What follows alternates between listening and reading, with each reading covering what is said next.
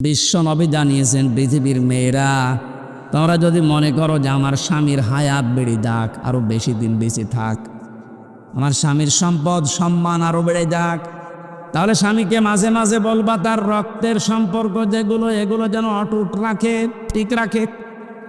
পৃথিবীর মানুষের সবচেয়ে বেশি রক্তের সম্পর্ক তার মায়ের সাথে। এক কথা বলে নিতাম।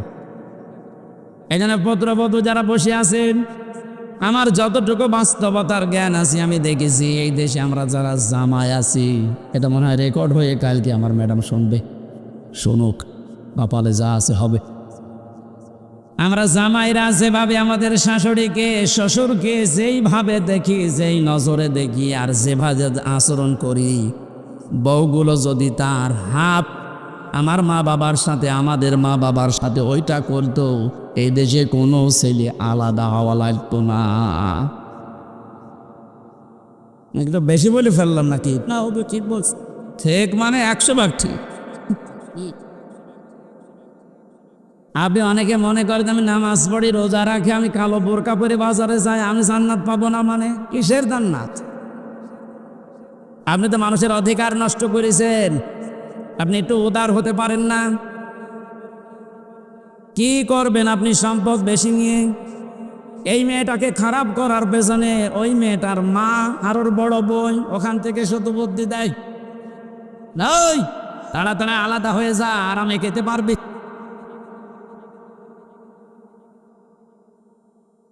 এখানে তাকবীর জানতো সব বোনাস হয়ে যাচ্ছে আর তাকবীর দিস।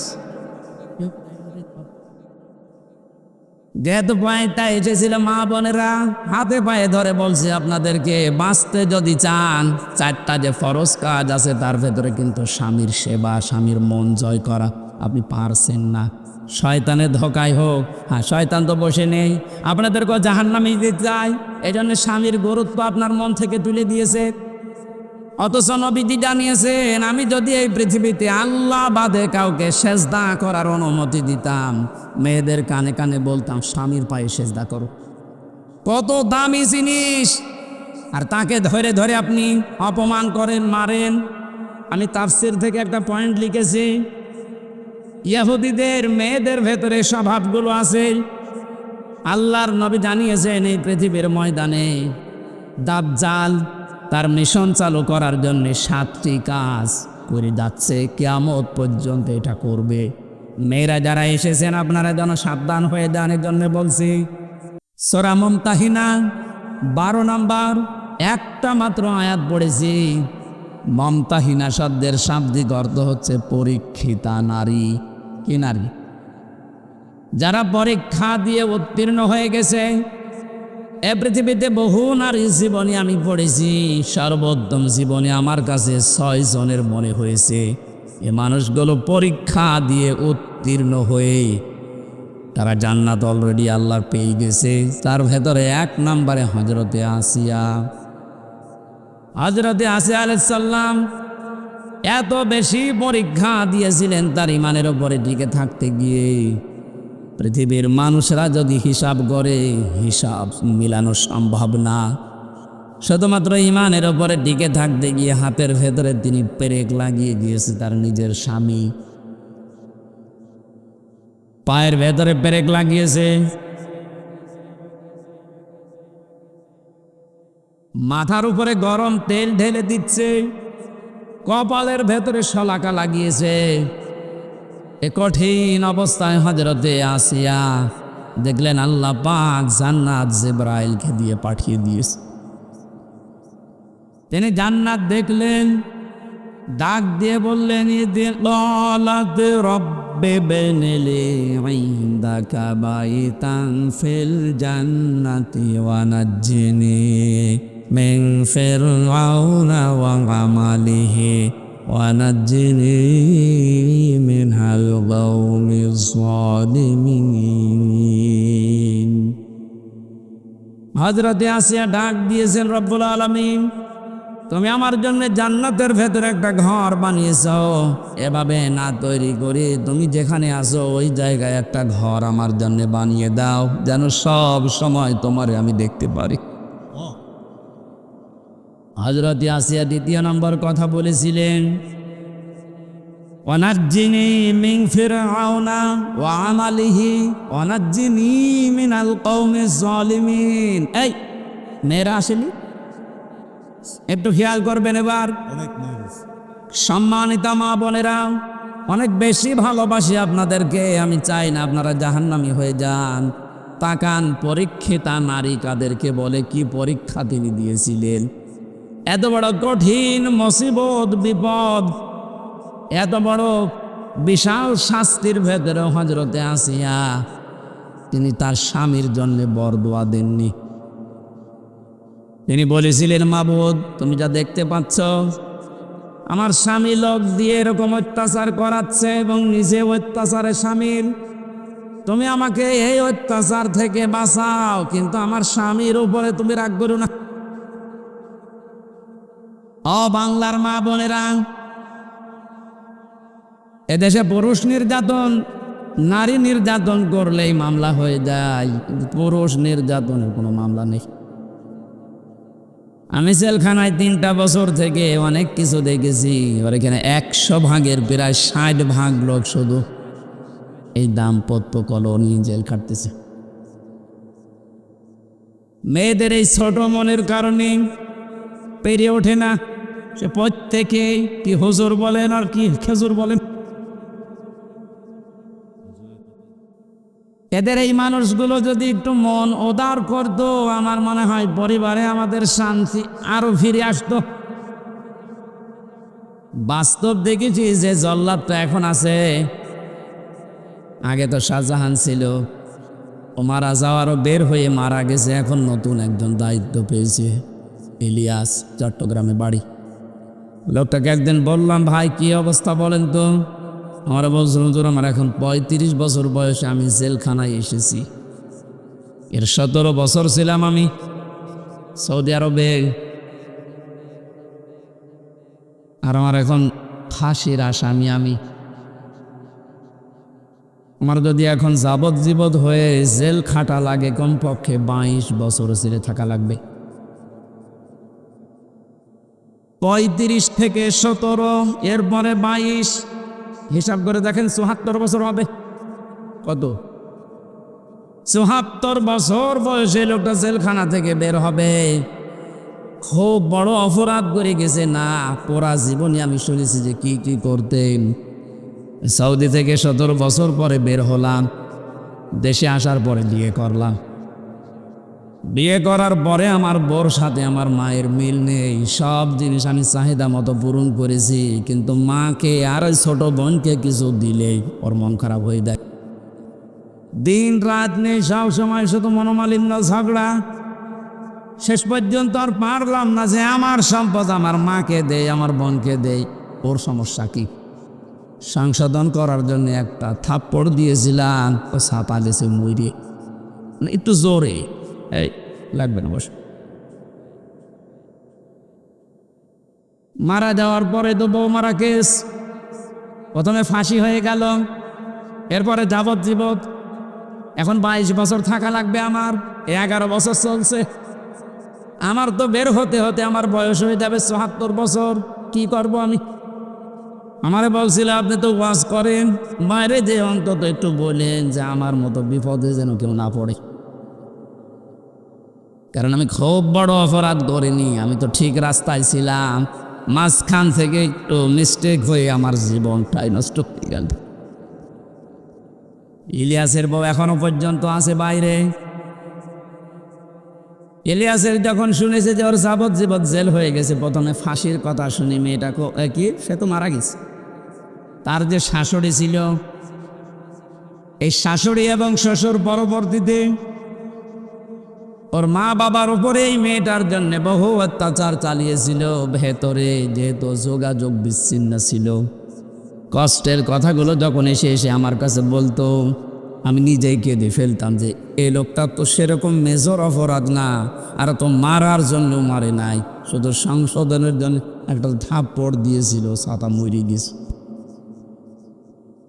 স্ত্রীর যদি মনটা উদার হতো, মন যদি বড় হতো, নবীজির হাদিস যদি এই মেয়েটা মানত, বিশ্ব নবী জানিয়েছেন পৃথিবীর মেয়েরা তোমরা যদি মনে করো যে আমার স্বামীর হায়াত বেড়ে যাক, আরো বেশি দিন বেঁচে থাক, আমার স্বামীর সম্পদ সম্মান আরো বেড়ে যাক, তাহলে স্বামীকে মাঝে মাঝে বলবা তার রক্তের সম্পর্ক যেগুলো এগুলো যেন অটুট রাখে, ঠিক রাখে। পৃথিবীর মানুষের সবচেয়ে বেশি রক্তের সম্পর্ক তার মায়ের সাথে, এক কথা বলে নিতাম। এই জন্য পুত্রবধূ যারা বসে আছেন, আমার যতটুকু বাস্তবতার জ্ঞান আছে আমি দেখেছি এই দেশে আমরা যারা জামাই আছি, এটা মনে হয় রেকর্ড হয়ে কালকে আমার ম্যাডাম শুনবে, শুনুক, কপালে যা আছে হবে। আমরা জামাইরা যেভাবে আমাদের শাশুড়িকে শ্বশুরকে যেইভাবে দেখি, যেই নজরে দেখি আর যেভাবে আচরণ করি, বউগুলো যদি তার হাফ আমার মা বাবার সাথে আমাদের মা বাবার সাথে ওইটা করতো, এই দেশে কোনো ছেলে আলাদা হওয়া লাগতো না। একটু বেশি বলে ফেললাম নাকি? না, ও তো ঠিক বলছে, ঠিক মানে 100 ভাগ ঠিক। আপনি অনেকে মনে করেন আমি নামাজ পড়ি, রোজা রাখি, আমি কালো বোরকা পরে বাজারে যাই, আমি জান্নাত পাবো না। মানে কিসের জান্নাত? আপনি তো মানুষের অধিকার নষ্ট করেছেন, আপনি একটু উদার হতে পারেন না? কি করবেন আপনি সম্পদ বেশি নিয়ে? এই মেয়েটাকে খারাপ করার পেছনে ওই মেয়েটার মা আর ওর বড় বোন ওখান থেকে শুধু বুদ্ধি দেয়, নই তাড়াতাড়ি আলাদা হয়ে যা, আরামে খেতে পারবি।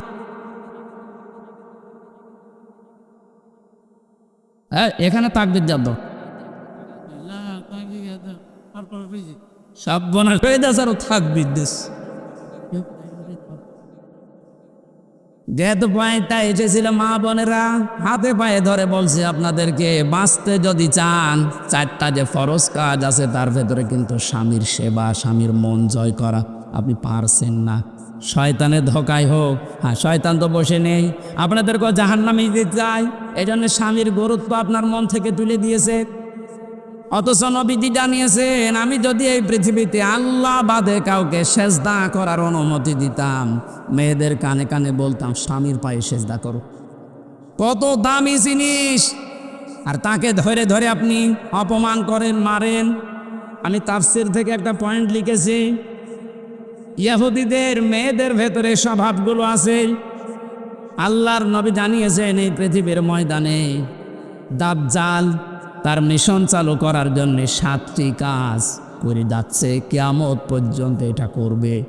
মেয়েরা যারা এসেছেন আপনারা যেন সাবধান হয়ে যান, এর জন্য বলছি। দাজ্জালের মিশন হচ্ছে 7টি। ওরা ইহুদিদের মেয়েদের যে গুণগুলো আছে এগুলো আমাদের ভেতরে প্রবেশ করাতে চায়। মহিলা প্যান্ডেলে যারা আছেন আপনি মেলাবেন, আমি তাফসীর থেকে তুলেছি। 1 নম্বরে আন্নানা। আন্নানা বলা হয় ওই সমস্ত মেয়েদেরকে যে মেয়েরা স্বামীকে বলে তুমি যা করবা সব আমার জন্যে, আর বাকি সব ডিলেট। এরকম মেয়েদের মন দেশে নেই।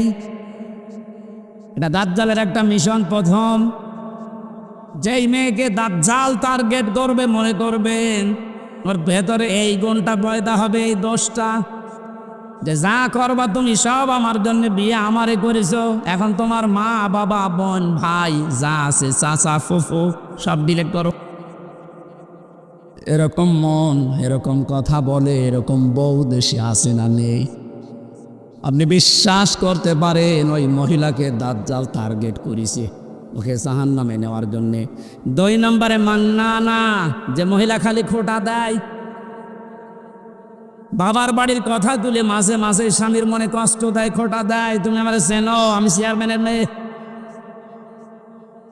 আমার ভাই একটা মাস্তান। 3 নম্বরে হান্নানা, যে স্বামীর খেদমত করা দরকার এটা করে না, আর উল্টা খেদমত নেয়। যদি বলেন একটু আমি যে 8 ঘন্টা ডিউটি করে আসলাম, একটু পানি দাও, তুমি ডিউটি করে যান কি বসেছিলাম, পানি নিজে ঢেলে খাওয়ার, আমার একটু ঢেলে দাও। 4 নম্বরে বেশি কান্নানা, অহংকারী, হয়তো সম্পদের, রূপের অথবা বংশের, সব সময় যারা অহংকার করে চলে শয়তানের টার্গেটে পরিণত হয়েছে। 5 নম্বরে বেশি হাদ্দাকা, স্বামীর পছন্দের যারা গুরুত্ব দেয় না, নবীজি জানিয়েছেন বাজার থেকে যদি স্বামী কিছু নিয়ে আসে, পছন্দ যদি নাও হয়, সামনাসামনি কোনো কথা বলবা না। অথচ আপনি আপনার টার্গেট মতো সমর্থ মতো এত কষ্ট করে একটা শাড়ি নিয়ে আসবেন, জীবনও ওর মনই পাবেন না। এরকম বউ আছে? কার হাত তোলেন তো। এই একজো বাড়ি আছে হয়ে গেল। 6 নম্বরে বেশি সাদ্দাত, যারা হারামের প্রতি উৎসাহ দেয় স্বামীকে, খালি মাঝে মাঝে অন্যের তুলনা তুলে ধরে যে কি করো, পাশের বাড়ি দেখো না, ওর বেতন তো তোমার চাইতে কম। এই যে হারামের প্রতি আপনি উৎসাহ দিচ্ছেন, লোত নবীর স্ত্রীর সাথে আপনাকে জাহান্নামে থাকা লাগবে। কথা বুঝতেছেন? নিজের চরিত্র ভালো তাতে কি হয়েছে? আপনি যদি হারাম কাজের প্রতি উৎসাহ দেন, কাউকে সাহায্য করেন, কিয়ামতে আপনি লোত নবীর স্ত্রীর সাথে জাহান্নামে থাকা লাগবে। এটা তো আমি বানালাম নাকি? বলির লেখাই ছেড়ে সূরা আরাফ 8 নম্বর পারার 20 নম্বর পৃষ্ঠা 3 নম্বর লাইনের 83 নম্বর আয়াত তাফসীর থেকে বলছে, আল্লাহ রাব্বুল আলামিন 2 জন ফেরেশতাকে পাঠালেন। 2 জন ফেরেশতা এসে লোত নবীর কাছে এসে বলে, আল্লাহর নবী, আপনার উম্মতদেরকে নিয়ে আপনি এখান থেকে চলে যান, আমরা মাগরিবের সময় আল্লাহর গজব এখানে নাজিল করব। কিন্তু সাবধান, ফাআনজাইনাহু ওয়া আহলাহু ইল্লা ইমরাতাহু কানাত মিনাল গাহবিরিন। আপনার স্ত্রীকে আপনি নিতে পারবেন না, যারা আছে বাকি সবাইকে নিয়ে যান। আপনাকে যারা স্বীকার করেছে আপনার উম্মত, নিয়ে যান, স্ত্রীকে নেবেন না। প্রশ্ন আসতে পারে, লোত নবীর স্ত্রীর চরিত্র খারাপ ছিল? না না, পৃথিবীর কোন নবীর স্ত্রীর চরিত্র খারাপ ছিল না, কারণ হারাম রক্তের ভেতরে আল্লাহ নবীদের রক্ত ঢোকান নাই। এই জন্য নবীদের স্ত্রীর চরিত্র ভালো ছিল। কিন্তু এই মহিলা চরিত্রহীনাও ছিল না, চরিত্র খারাপও ছিল না, কিন্তু তলে তলে চরিত্রহীন মানুষদেরকে সাপোর্ট করত। ওই জামানায় একটা গণা ছিল, পুরুষে পুরুষে জেনা, মহিলা মহিলায় জেনা করত, ওইটাও সাপোর্ট করতো, নিজে করতো না, শুধু সাপোর্ট করত। একটু চিন্তা করেন তো, এত বড় একটা জলিলুল কদর নবী লূত আলাইহিস সালাম, তিনি ইব্রাহিম নবীর ভাগ্নে, এত বড় নবীর ভাগিনা, নিজে নবী, তার স্ত্রী নবীর স্ত্রী হওয়ার পরেও নিজের চরিত্র খারাপ না, চরিত্রহীনাও ছিল না, শুধু হারাম কাজ যারা করে তাদেরকে সহযোগিতা করতো, সাপোর্ট করতো, ভালোবাসতো, যে ঠিক আছে। এইটা করার কারণে আল্লাহ তাকে বললেন, ছেড়ে দাও, ওকে আমি জাহান্নামের, ওকে গজব নাজিল করে ধ্বংস করে জাহান্নামে দেব। রাজবাড়ি ফরিদপুরবাসী অনেকেই মনে করছে আমার নিজের চরিত্র তো ভালো, আমি কোনো অন্যায় কাজে যাই না, কিন্তু এমন মানুষকে সাপোর্ট করে যার চরিত্র ভালো না। এ দেশের কথা বলছি না, এক কথা বলছে না কেন? মা বোন যারা এসেছেন, হযরতে ফাতেমাতুজ জোহরাকে আল্লাহ যে 2টা কারণে জান্নাতের নেত্রী বানিয়েছেন মেয়েদের, তার 1 নম্বরে কোনো দিন তিনি স্বামীকে হারাম কাজে উদ্বুদ্ধ করেননি। না খেয়ে থেকেছেন 3 দিন পর পর, আপনি সহ্য করতে পারবেন? 3টা দিন মানে 72 ঘন্টা না খেয়েছিলেন নবীর মেয়ে, তারপরও স্বামীকে দিয়ে কোনো হারাম কাজ করতে উদ্বুদ্ধ করেননি। আর আপনার কোনো অভাব নেই, এরপরও স্বামীকে দিয়ে বাম হাতের ইনকাম করান। আজকে একটা এসপির স্ত্রী তার স্বামীর বিরুদ্ধে নিজে মামলা দিচ্ছে। সম্মানিত মা বোনেরা, আমাদের হুঁশ হবে একদিন, যেদিন আজরাইল আসবে, ওই সময় হুঁশ হয়ে আর লাভ হবে না। এখনই হুঁশ ফেরা দরকার। 7 নম্বরে বেশি বার রাখ, এটা না বলাই ভালো। বলে মায়ের কাজ আর নাই বলাইছি, বার রাখা মানে এমন স্ত্রী যে স্বামীর গায়ে হাত তোলে। এই কথা বলছে না কেন? এরকম মানুষ দেশে নেই। বহু পালোয়ান বাইরে বীর, ভেতরে যে ক্ষীর হয়ে যায়। এটা দাজ্জালের যে 7টা মিশন নারীদেরকে নিয়ে এখানে যারা এসেছে, এই মেয়েরা যেন এই মিশনে এই খপ্পরে না পড়ে, বলেন আমিন। এত বড় কঠিন মুহূর্তে হযরতে আসিয়া তার স্বামীর জন্য বরদোয়া দেননি। তিনি বলেছিলেন, আল্লাহ তুমি আমাকে বাঁচাও, নাজ্জিনি মিন ফিরআউনা ওয়া আমালিহি ওয়া নাজ্জিনি, একালিপ করে টান আছে। তুমি আমার স্বামীর অত্যাচার এবং যাদেরকে দিয়ে অত্যাচার করাচ্ছে এই জালেমদের কবল থেকে তুমি আমাকে বাঁচাও, কিন্তু আমার স্বামীর উপরে তুমি গজব দিও না। এত বড় কঠিন মুহূর্তেও যদি বরদোয়া না দিতে পারে, আপনার কি হয়েছে? একটা সাবান কম হলে আপনি খোটা দেন, বরদোয়া দেন, উল্টা পাল্টা কথা বলেন। পরীক্ষিতা নারী হওয়ার জন্যে 28টা আগুন মেয়েদের অর্জন করা লাগে। সূরা নিসার ভেতরে ধারাবাহিকভাবে আল্লাহ দিয়েছেন। ইবনে কাসির তাফসীরটা মেয়েদেরকে পড়াবেন। আমার আজকের আলোচনার বিষয় ওইটা না, শুধু নামকরণটা বললাম। সূরা মুমতাহিনা শব্দের শাব্দিক অর্থ পরীক্ষিতা নারী। কি নারী? পরীক্ষিতা নারী। যে সমস্ত মেয়েরা পরীক্ষা দিয়ে পাশ করেছে তাদের ভেতরে 6টা গুণ আপনি হে নবী দেখতে পাবেন। এরা যখন আপনার কাছে বায়াত নেবে বলে আসবে, তাদেরকে আপনি বলবেন, মেয়েরা এসেছিল নবীজির কাছে, এসে বলে, হে রাসূল আমরা আপনার সাথে হাত মিলাতে চাই। ইবনে কাসির মুফাসসির বলেন, বিশ্ব নবী জানিয়েছেন ওই সময় আমি মেয়েদের বেগানা মেয়ের সাথে হাত মিলাই না। অথচ বাংলাদেশে আমরা বহু পীরের নামে কলঙ্ক দেখছি, ওরা মেয়েদেরকে পর্যন্ত মুরিদ বানায়। দেওয়ানবাজি কাপনা ভাই। পুরুষের জন্য মহিলাকে মুরিদ বানানো, তার খেদমত নেওয়া জায়েজ আছে? বলেন বলেন। এগুলো যারা করছেন না বুঝে করছেন, আপনি থামেন। বিশ্বনবী জানিয়েছেন, এই পৃথিবীতে 3টা জিনিস আমার কাছে সবচাইতে বেশি প্রিয় লাগে, ভালো লাগে। তার 1 নম্বরে আমার নিজের স্ত্রী। কার স্ত্রী? নিজের স্ত্রী। জাওজাতি, আমার নিজের স্ত্রী ভালো লাগে আমার কাছে।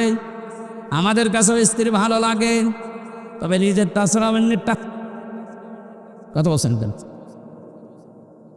এই জন্য হাজারো মানুষের দেখবেন লাইন চলছে এখনো। এই যে পরকিয়া প্রেম যারা করেন, এখনই থামেন, হয়তো 3টা ক্ষতি হয়ে যাবে দুনিয়ায় আর 3টা আখেরাতে। পরকিয়া প্রেম বারে চেহারার উজ্জ্বলতা, নূর আল্লাহ নষ্ট করে দেবে। 2 নাম্বার আপনার হায়াত আস্তে আস্তে কমে যাবে। 3 নাম্বারে যখন মারা যাবেন ঈমান পাবেন না। একটা সংসার নষ্ট করার জন্য বেঈমান হয়ে মরবেন। এ লাইনে আসে নাকি এলাকায় কেউ? যদি থাকেন আপনি থেমে যাবেন আশা করছি। বিশ্বনবী বলেন, 2 নম্বরে আমার কাছে নামাজ ভালো লাগে, 3 নম্বরে আমার কাছে সুগন্ধি ভালো লাগে। এই 3টা আমাদের কাছেও যেন ভালো লাগে, সেই ব্যবস্থা আল্লাহ করে দেন, বলেন আমিন।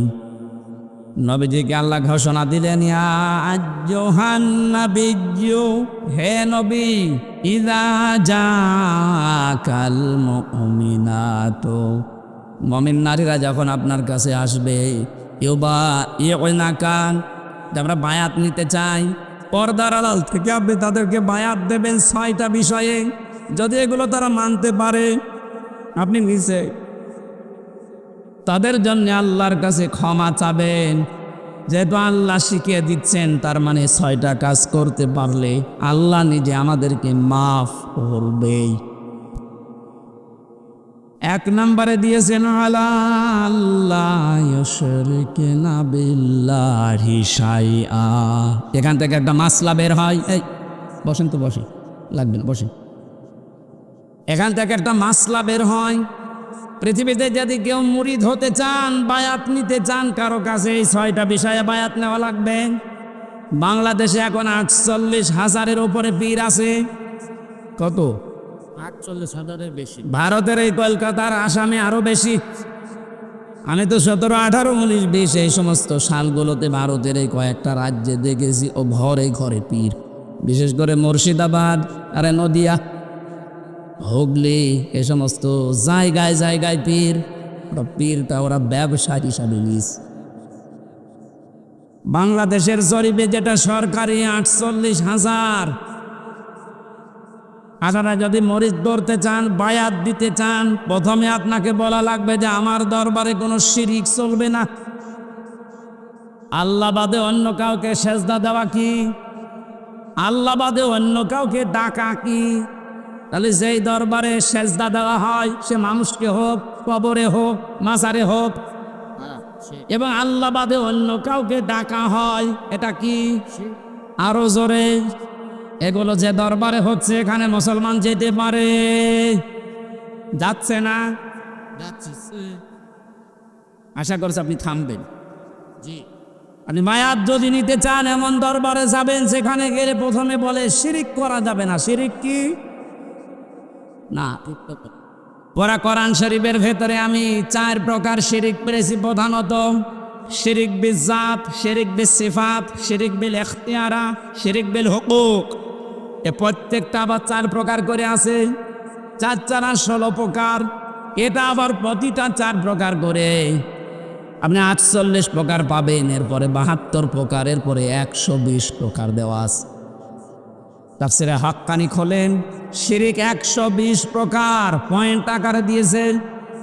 এতগুলো শিরিক যদি এখন পয়েন্ট আকারে একটা একটা করে বলতে যায়, সব লিখেছি, সময় যাবে আর গরমে আমারও সহ্য হচ্ছে না।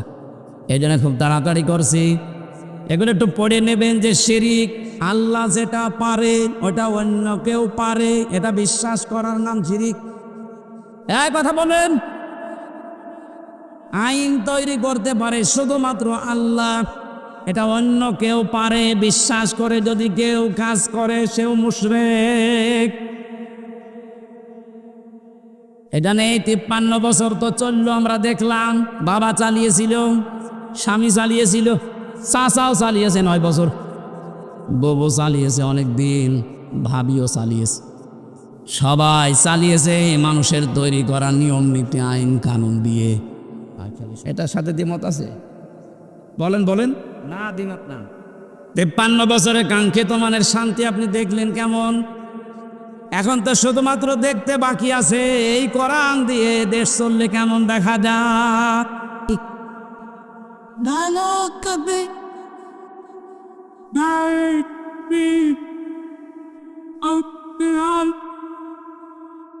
الحديث الأعلى يستلشت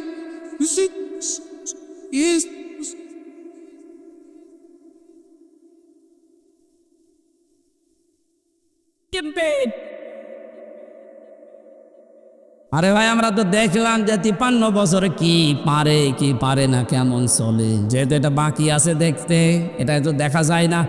যায় তো দেখি তো আল্লাহর কোরআনের 500 আইন দিয়ে ইউনিয়ন থেকে শুরু করে সংসদ ভবন পর্যন্ত যদি চলে তো কেমন দেখা যায়। আল্লাহ জানিয়েছেন ওটা আমি মিনি জান্নাত বানিয়ে দেব। এটা যাতে চর্মচোখে আমরা দেখে মরতে পারি, বলেন আমিন। খুব আশা আমার, খুব আকাঙ্ক্ষা লাগে আল্লাহ কোরআন দিয়ে দেশ চললে কেমন দেখা যায় পৃথিবীতে আমরা দেখিনি। সৌদি আরবে দেখেছি কিন্তু 100 ভাগ না, 70 ভাগ। তাই যে শান্তি পাওয়া যায় মাঝে মাঝে ওখানে, ওটা যদি 100 ভাগ হতো, 30 ভাগ বাকি আছে এখনো। আমাদের দেশটা যদি 100 ভাগ আল্লাহর আইন দিয়ে আমরা চালাতে পারি, আপনি দেখবেন পৃথিবী কেমন শান্তি, স্বস্তি, নিরাপত্তা ফিরে আসে। আজ মেয়েদেরকে অনেকে জুজুর ভয় দেখাচ্ছে, ইসলাম যদি যায় তোমাদেরকে ঘরবন্দি করে ফেলবে। এতদিন তো জালেমরা এটা বোঝাতো, এখন অনেক মুনাফিকরা এটা বোঝানো আরম্ভ করেছে। সম্মানিতা মা বোনেরা, আমরা গ্যারান্টি দিতে পারি কোরআন যদি সত্যিই যায়, পৃথিবীতে নারীর যে মুক্তি বিশ্বনবী দেখিয়েছেন ওটা আপনি দেখতে পাবেন। এখনো দেখতে পাননি, মনে করছেন মনে হয় ইসলাম ওই রকমই, আগে প্রতিষ্ঠিত হতে দেন। সুতরাং এই জুজুর ভয় যারা দেখাচ্ছেন, আপনারা জালেম একদিকে, আর একদিকে আপনারা মুনাফিক।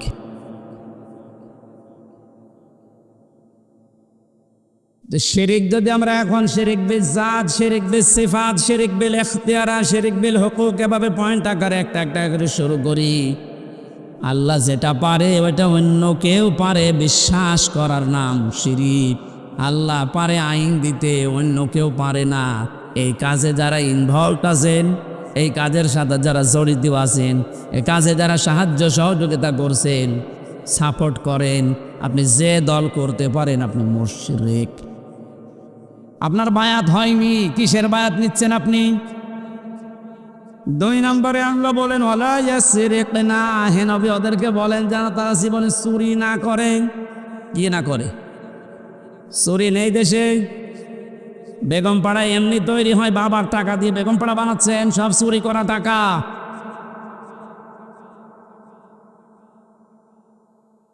এই যে প্রশাসনের উপরে যাদের রাগ আজ, আমি তো বাস্তবে দেখেছি ওদের সাথে মিশে, মাত্র কয়েকজন উপরে এই শয়তানরা এত কামিয়েছে, এত চুরি করেছে।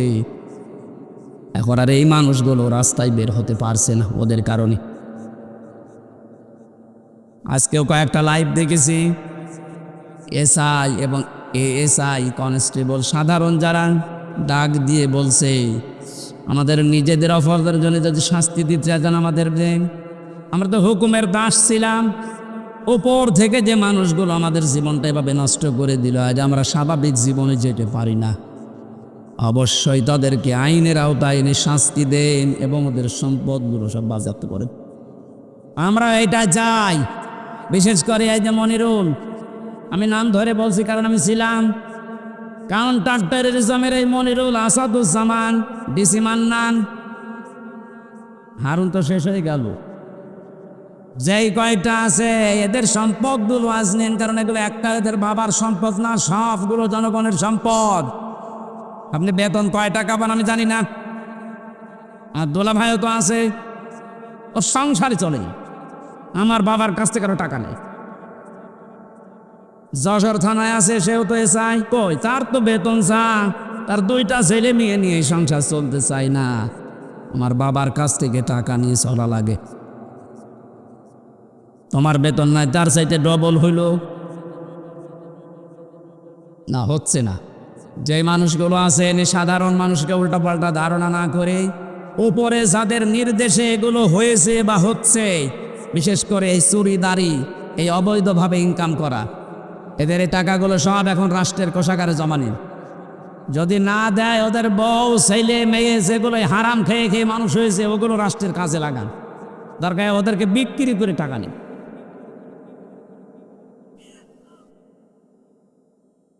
চুরির এইটা যদি আমরা শপথ নিতে পারতাম যে চুরি করব না, চুরি বন্ধ করব, এ দেশটা কিন্তু দাঁড়িয়ে যেত। এক দরবেশে যদি এত টাকা চুরি করে থাকে, বাকি যারা দরবেশের ভান ধরিস তাদের অবস্থা কি? ওরা আসেনি না, জেনা করা যাবে না। এ জেনা শুধু হাতের জেনা, মুখের জেনা, চোখের জেনা, অন্তরের জেনা, লজ্জাস্থানের জেনা। জেনাগুলো আজ বন্ধ করার জন্যে যে যেখানে আসি ওই জায়গা থেকে দায়িত্ব নেওয়া লাগবে, বিশেষ করে মেয়েদের আগে, কারণ জেনা এ শব্দ শুরুই আল্লাহ করেছেন মেয়েদের দিয়ে।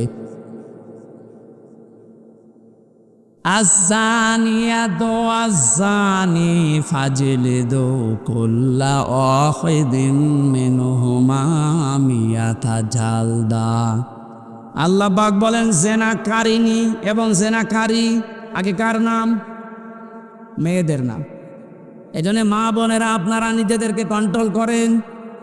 এই মোবাইলটা, এই ফেসবুক এবং কম্পিউটার, এই সমস্ত জিনিস দিয়ে আজ মানুষ জেনার লাইনে এগিয়ে যাচ্ছে।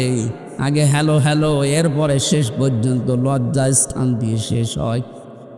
যে এলাকায়, যে দেশে, যে অঞ্চলে জেনা বেড়ে যায়, প্রকাশ্য হোক গোপনে হোক, ওখানে আল্লাহর 8টা গজব নাজিল হয়।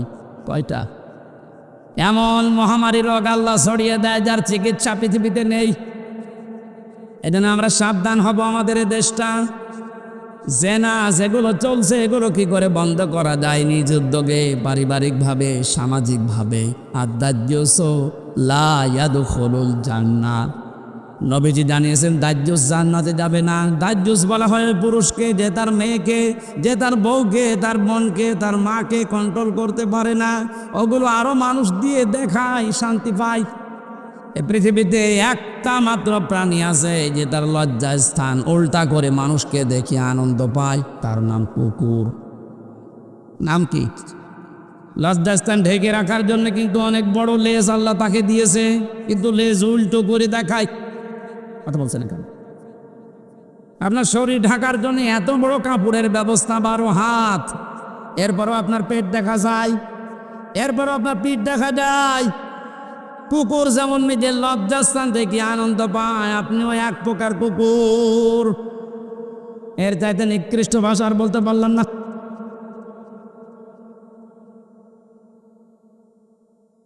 আশা করছি আপনি থামবেন। একটা মহিলা যদি বেপরদা জেনা এই সমস্ত করার কারণে জাহান্নামী হয়ে যায়, কমপক্ষে 4 জন পুরুষ কিয়ামতের সঙ্গে নিয়ে যাবে। প্রথমে তার বাবাকে, এরপরে বড় ভাইকে, এরপরে স্বামীকে, এরপরে বড় ছেলেকে। আপনি বলেন তো, এক একজন মহিলা যেভাবে চলছে আজ, এভাবে যদি চলতে চলতে ওরা জাহান্নামে যায়, আমাদেরকে যারা 4 জনের নাম বললাম, হয়তো আমি কারো বাবা, নাই স্বামী, নাই বড় ভাই, নাই বড় ছেলে, জান্নাত পাওয়া সম্ভব হবে? এই জন্য কন্ট্রোল হয়। জেনার পরিবেশগুলো বন্ধ করা দরকার আস্তে আস্তে। আল্লাহ পাক বলেন, ওয়ালা ইয়াকুতুলনা ওয়ালা আদাহুন্না, খাবারের হয় সন্তানকে হত্যা করো না। এখানে কয়েকটা মাসলা বের হয়। আপনাদের মনে কষ্ট হয়ে যাচ্ছে নাকি? আমার কেউ কষ্ট হচ্ছে। আপনারা তো ফ্যানের ব্যবস্থা যদি করতেন আগে থেকে, এই ঝামেলাটা হয়তো না। এখন ওইভাবে হয়, মানুষ একদিন ওর দাঁড়িয়ে বাতাস দিবে, ওর জীবন না, ওরে বাতাস দিয়াবেন। ফ্যান দিলে প্রথমে থেকে ভালো পায়। ওয়ালা ইয়াতিনা বিবহতানি ইয়াফতারিনাহু বাইনা আইদিহিন্না, জেনে বসে কোনো মানুষ যেন একজনের ওপরে অপবাদ চাপিয়ে না দেন। এই সিদ্ধান্ত নিয়ে, এই বায়াত নিয়ে আমার কাছে আজকে থেকে যান। এই গোনাটা বাংলাদেশ সহ বিশ্বে এখন বহু জায়গায় আরম্ভ হয়েছে। কিচ্ছু জানে না যে লোকটা, আন্দাজে তার উপর একটা অপবাদ দোষ চাপিয়ে তার জীবনটা ধ্বংস করে দেওয়া হচ্ছে। কথা বলেন ঠিক কিনা? বহু ভুক্তভোগী মানুষকে আমি জেলখানায় পেয়েছি, একেবারে নিরপরাধ, কিচ্ছু জানে না ও বিষয়ে, আন্দাজে দোষটা চাপিয়ে তার সংসারও শেষ, তার জীবনটাও শেষ করে দিলেন। এ গোনা আপনি মাপ পাবেন না। অপবাদ দেওয়া থেকে আমাদের বিরত থাকা লাগবে। খুব মারাত্মক অপরাধ এটা, অপবাদ। 6 নম্বরে আল্লাহ বলেন, ওয়ালা ইয়াসিনাকা ফি মা'রুফিন ফাবাইউহুন্না, কোনো ভালো কাজ যদি আপনি আরম্ভ করেন, সেই কাজের বিরোধিতা যেন আপনার সাথে না করে। এটা আমরা কোনো ভালো কাজে আঞ্জাম দিলে দলমত দেখা যাবে না, ওই কাজে আঞ্জাম দেওয়া লাগবে।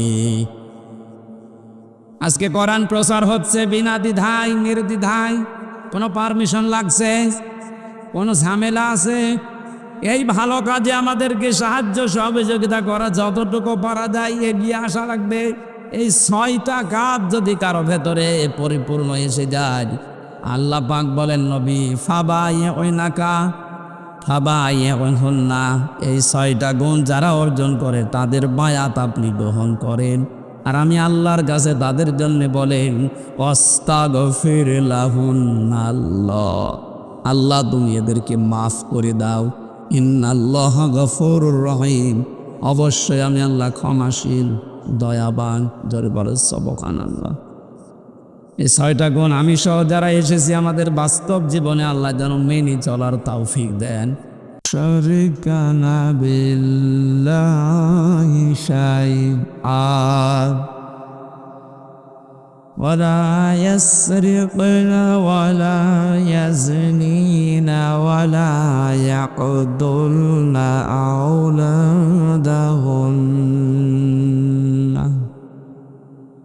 ওয়ালা ইয়াতিনাকা বিবহতানি ইয়াফতারিনাহু বাইনা আইদিহিন্না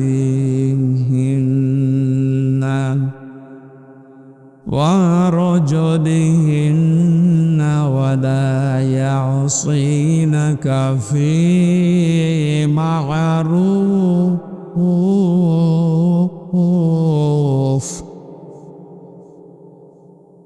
وَلَا يَعْصِينَكَ فِي مَعْرُوفٍ فبايعهن واستغفر لهن الله إن الله غفور رحيم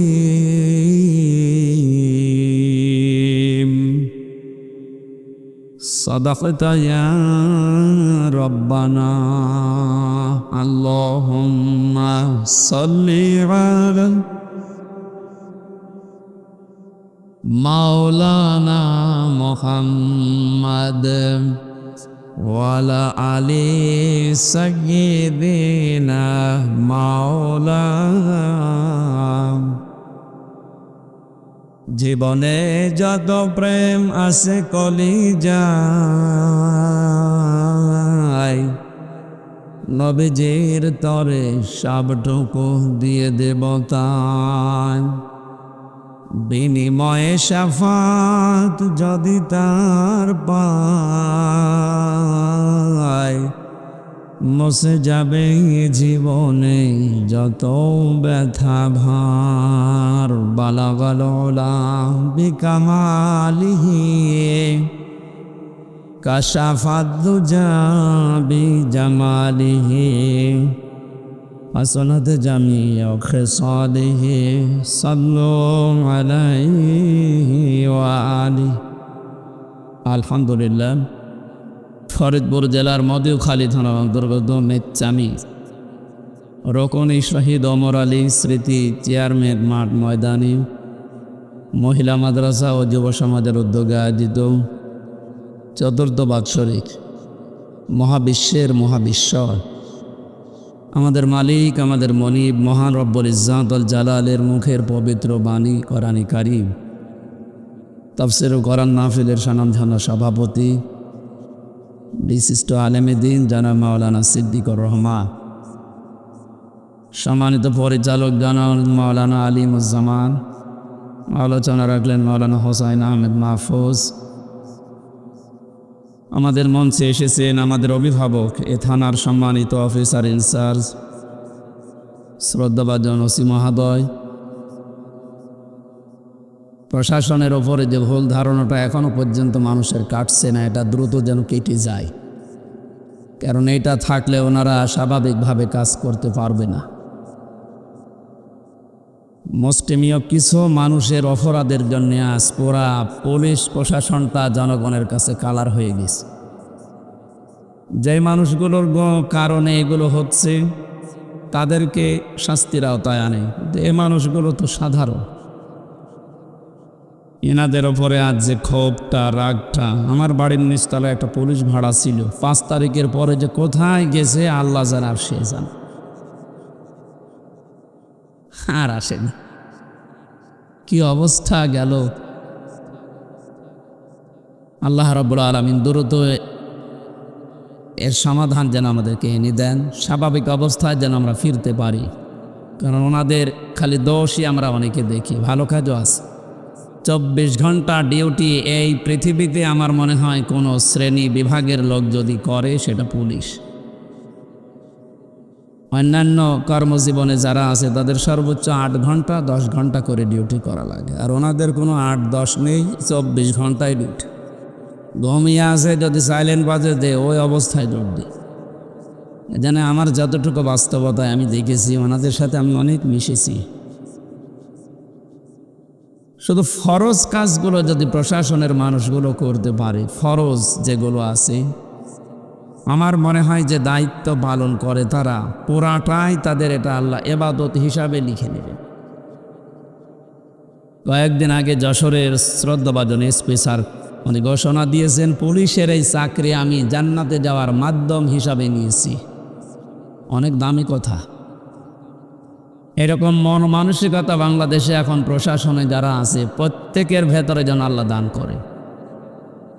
আর ক্যান্সার যেগুলো এই যে 3 ইঞ্চির মতো, এটা আসলে একটা ক্যান্সার।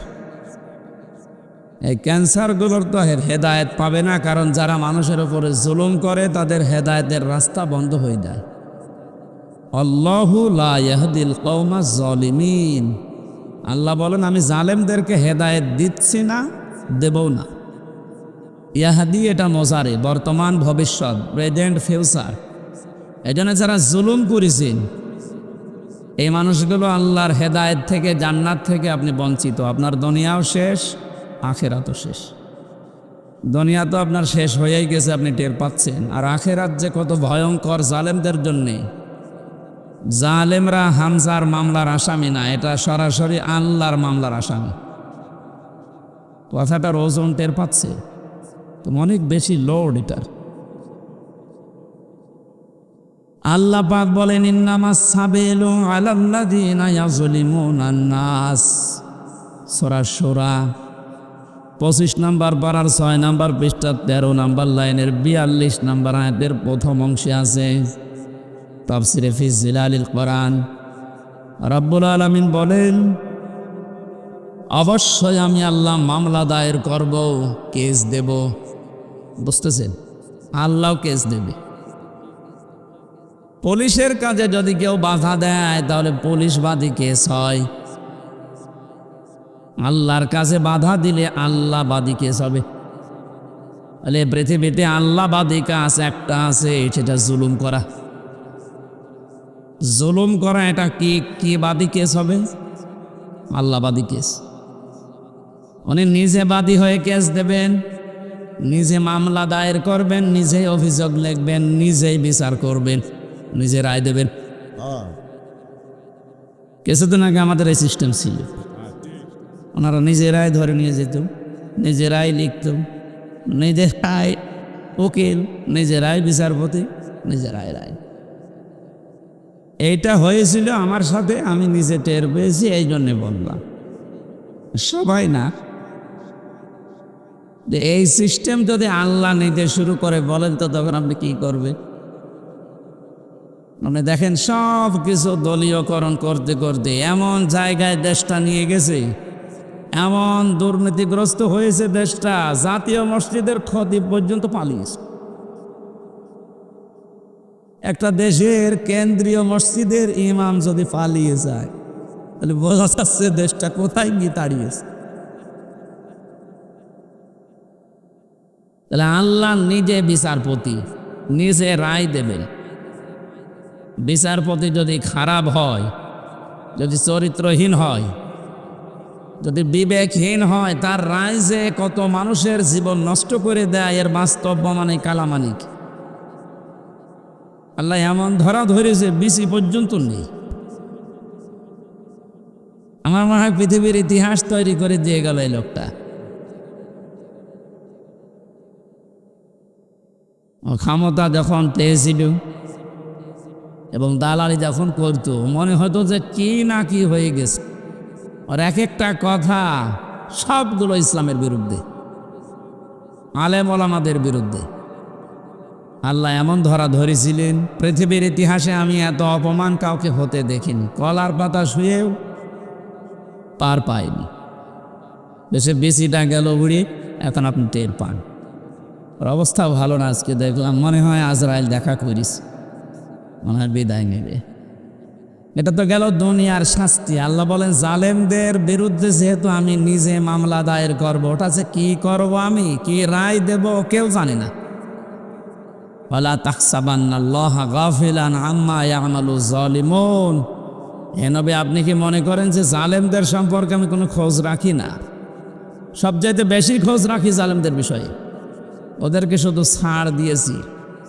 ইন্নামা নুমলি লাহুম লিয়াজদাদু ইসমা। আমি আল্লাহ ওদেরকে ওদের পাপের পরিপূর্ণ করার জন্য ছাড় দেয়, যে নাই যত বাড়বে বাড়, তো পাপ যেন একেবারে পূর্ণতা পায়।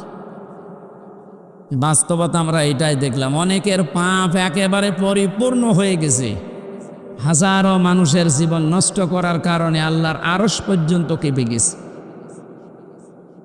আল্লাহুম আযাবুম মুহিন।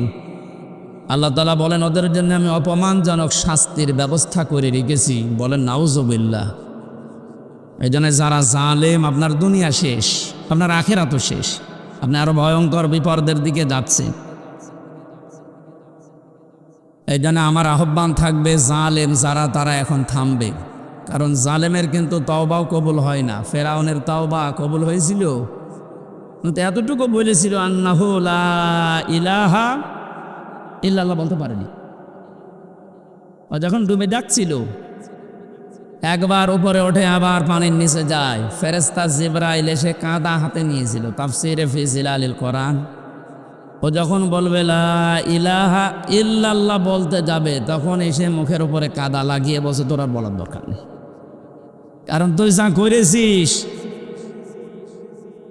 এই জন্য যারা অত্যাচারী হয়, যারা জুলুমবাজ হয়, এই মানুষগুলো যদি মনে করে শেষে ভালো হয়ে যাব, না, তাদের আর তওবা কবুল হয় না। কারণ তাদের পাপের কারণে তারা শেষে ডুবে মরে। এই যে মহিন শব্দটা আছে, ওয়ালা কোরআনের প্রতিটি শব্দ কিন্তু 100% সত্য, না 98%।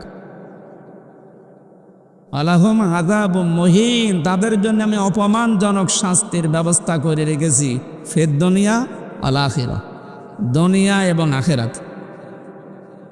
প্রশ্ন আসতে পারে, তারা তো কিছু কিছু মানে, নামাজও পড়ে, রোজা রাখে, দান সদকাও করে। হ্যাঁ, এবার শোনো, সূরা বাকারা 1 নাম্বার পারার 12 নাম্বার পৃষ্ঠা 7 নাম্বার লাইনের 85 নাম্বার আয়াতের মাঝের অংশে আছে, আফাতুমিনুনা বিবাদিল কিতাবি ওয়া তাকফুরুনা বিবাদ ফামা জাযাউ মান ইয়াফআলু যালিকা মিনকুম ইল্লা খিজিয়ুন ফিল হায়াতিদ দুনিয়া। আল্লাহ পাক বলেন, কোন মানুষ যদি পৃথিবীতে আমার কোরআনের কিছু মানে আর কিছু বাদ দিয়ে দেয়, আমার মনে হয় সারা বিশ্বের যতগুলো দেশে ঘুরলাম, অন্যান্য দেশে যারা কাফের তারা আসলেই কাফের। আমাদের যেতে 96% মুসলিম আমরা, অন্য আর যাই ধরে আল্লাহ একজন আছে এটা তো বিশ্বাস করি। এই 96% মানুষেরা কি কথা বলে, 4% নয় বাদ দিলাম। এই মানুষগুলোর ভেতরে আল্লাহর এই আয়াতটা 100% আমার মনে হয় মিলে যায়। কিছু মানি আমরা কোরআনের, কিছু জানার পরও অস্বীকার করি, অহংকার করে মুখ ফিরিয়ে চলে যায়। এটা যদি কোরআনের সাথে কারো আচরণ হয়, আপনি নামাজের কথা বললে খুব ধীরস্থিরভাবে শোনেন, মেনে নিতে চান। রোজার কথা বললে খুব ভালোভাবে শোনেন, মেনে নিতে চান। নামাজ যেমন ফরজ, রোজা যেমন ফরজ, আল্লাহর কোরআন দিয়ে ইউনিয়ন থেকে সংসদ চলবে, এইটাও ফরজ। নাকি এইটা রাজনীতি? কে বলেছে আপনাকে রাজনীতি? আপনার নামাজে যদি জান্নাতে নিয়ে যায়, আপনার রাজনীতি জাহান্নামে নিয়ে যাবে না, তাহলে এটা ঠিক করা লাগবে না? অবশ্যই লাগবে। কিছু বললে আপনি শুধু রাজনীতি বলে উড়িয়ে দেন। আরে ভাই, আমি তো কোরআনের চোখ লাগিয়ে দেখতে পাচ্ছি আপনি জাহান্নামে যাচ্ছেন। এটা যদি শুধু দুনিয়ার সাথে সম্পর্কিত হতো, আল্লাহর কসমে যে কোরআন আমি বলতাম না। এটা যেহেতু সম্পর্কিত আখিরাতের সাথে, এই জন্যে আপনাকে আমি সতর্ক করছি, আর আপনি নিয়েই এসেছেন জানার জন্যে। আর আমি 2টা সিস্টেম বলছি। কিয়ামতের ময়দানে আল্লাহ পাক যখন বিচারের ব্যবস্থা করবেন, বিচারের প্রথম ধাপে আল্লাহ দুনিয়ার মানুষকে তার সামনে ডাকবেন স্রেফ একা একা। আমি আমার ঈমান থেকে কথা বলছি। যারা শুনছেন নিজের মনে করে শুনবেন যে প্রত্যেকের জন্য একই কথা। প্রতিটি মানুষ যখন আল্লাহর সামনে দাঁড়াবে, স্রেফ কয়জন করে? আরো জোরে বলেন না। অনেকে ছড়িয়েছে না কিয়ামতে অনেক বাবা অনেক দাদা লক্ষ লক্ষ মুরিদ নিয়ে উঠবে। এটা দাহা মিথ্যা কথা।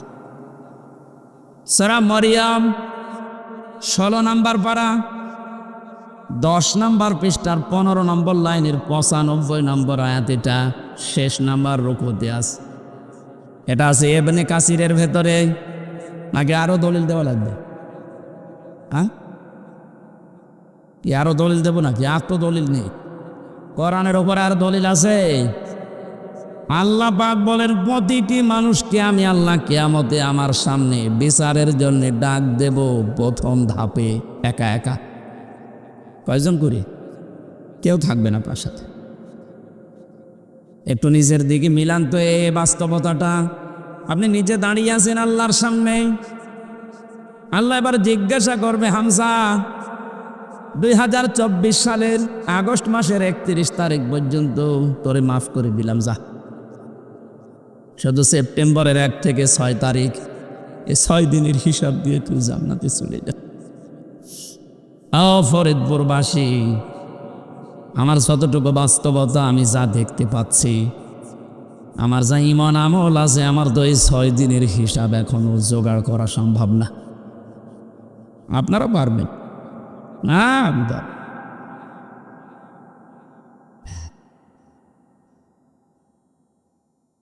কথাটা শুনতে যত সহজ মনে হচ্ছে, বাস্তবতায় গেলে অত সহজ পাবেন না। আল্লাহর সামনে নিজেকে দাঁড় করান, যার জন্য আপনি অবৈধ পথে ইনকাম করছেন, অবৈধ পথে বেছে নিয়েছেন, কি হবে এদের দ্বারা? কোরআনে কারীম সতর্ক করছে, লাং তানফাকুম আরহামুকুম ওয়ালা আওলাদুকুম ইয়াউমাল কিয়ামাহ ইয়াফসিলু বাইনাকুম ইন্নাল্লাহা আল্লাহু বিমা তা'মালুনা বাসীর। সূরা মুমতাহিনার 2 নম্বর আয়াতে আছে লাং তানফাকুম, এটা 3 নম্বর আয়াত। মজারের আগে যদি লান আসে অর্থ হয় কখনো সম্ভব না। এখানে অনেক আলেম বসে আছে, এই যে লাং তাং ফাওয়া নাফায়াং ফাও, এটা মজারে, এর আগে লাং দিয়েছেন। আল্লাহ নিজে গ্যারান্টি দিচ্ছেন কখনোই সম্ভব না, কখনোই উপকার করতে পারবে না। তোমাদের সম্পদ আদি, তোমাদের সন্তান আদি, কিয়ামতের ময়দানে কেউ তোমার উপকারে আসবে না। আল্লাহর এই কথাটা যদি আমরা 100% বিশ্বাস করতাম, এই দেশে হাজারো মানুষের অবৈধ ইনকাম বন্ধ হয়ে যেত। আমরা ওই যে কিছু ভাষা বিশ্বাস করি, এই জন্য আমাদের অবৈধ পথ বন্ধ হয় না।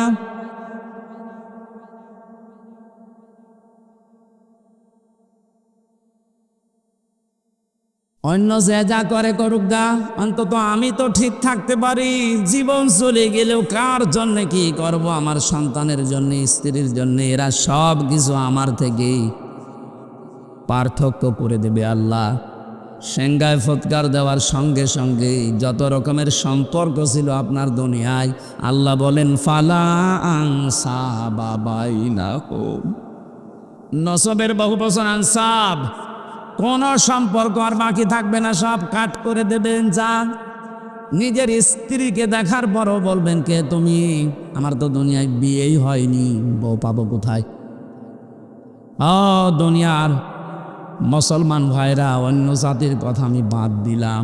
আমরা যেহেতু জান্নাত বিশ্বাস করি, কিয়ামতে জবাব দেওয়া লাগবে বিশ্বাস করি। আমরা ভুল করি কি করি? এজন্য আমাদের সাবধান থাকা লাগবে, আমি যেন জবাবটা ঠিক করতে পারি। এখনই যদি আপনার চোখ বন্ধ হয়ে যায়, বাড়ি পর্যন্ত যেতে পারবেন না।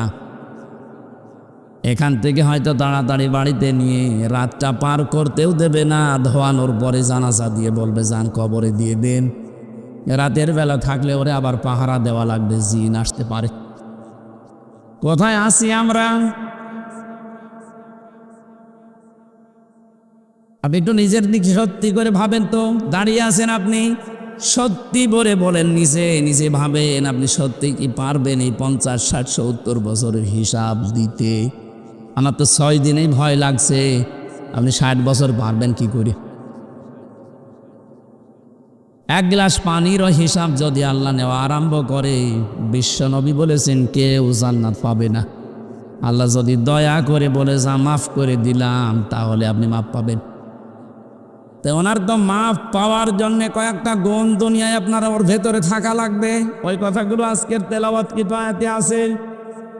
আল্লাহ আমার জন্য গফুর হবেন, ক্ষমাশীল হবেন, দয়াশীল হবেন, মেহেরবান হবেন কখন?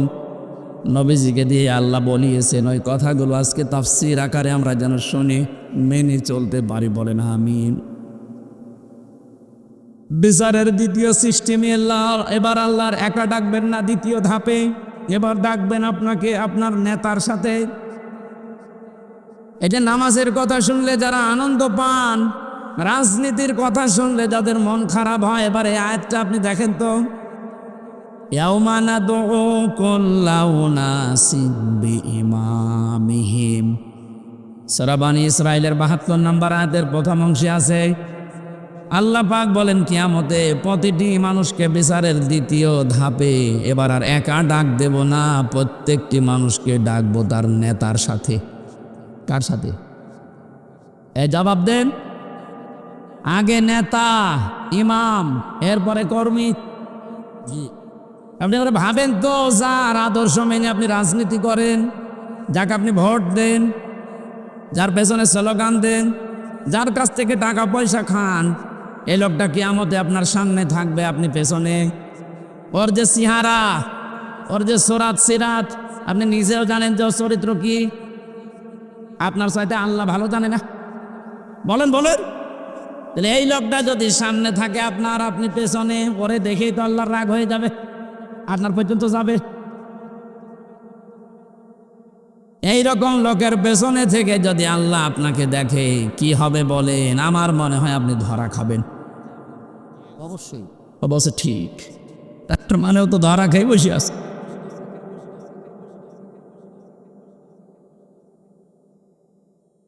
না, আসলে তো ঠিকই বলেছে, কারণ যেরকম চলে ঠিক ওই রকম কায়দায় বলছে। আমরা যেন ধরা না খাই, এই জন্যই তো সতর্ক করছি।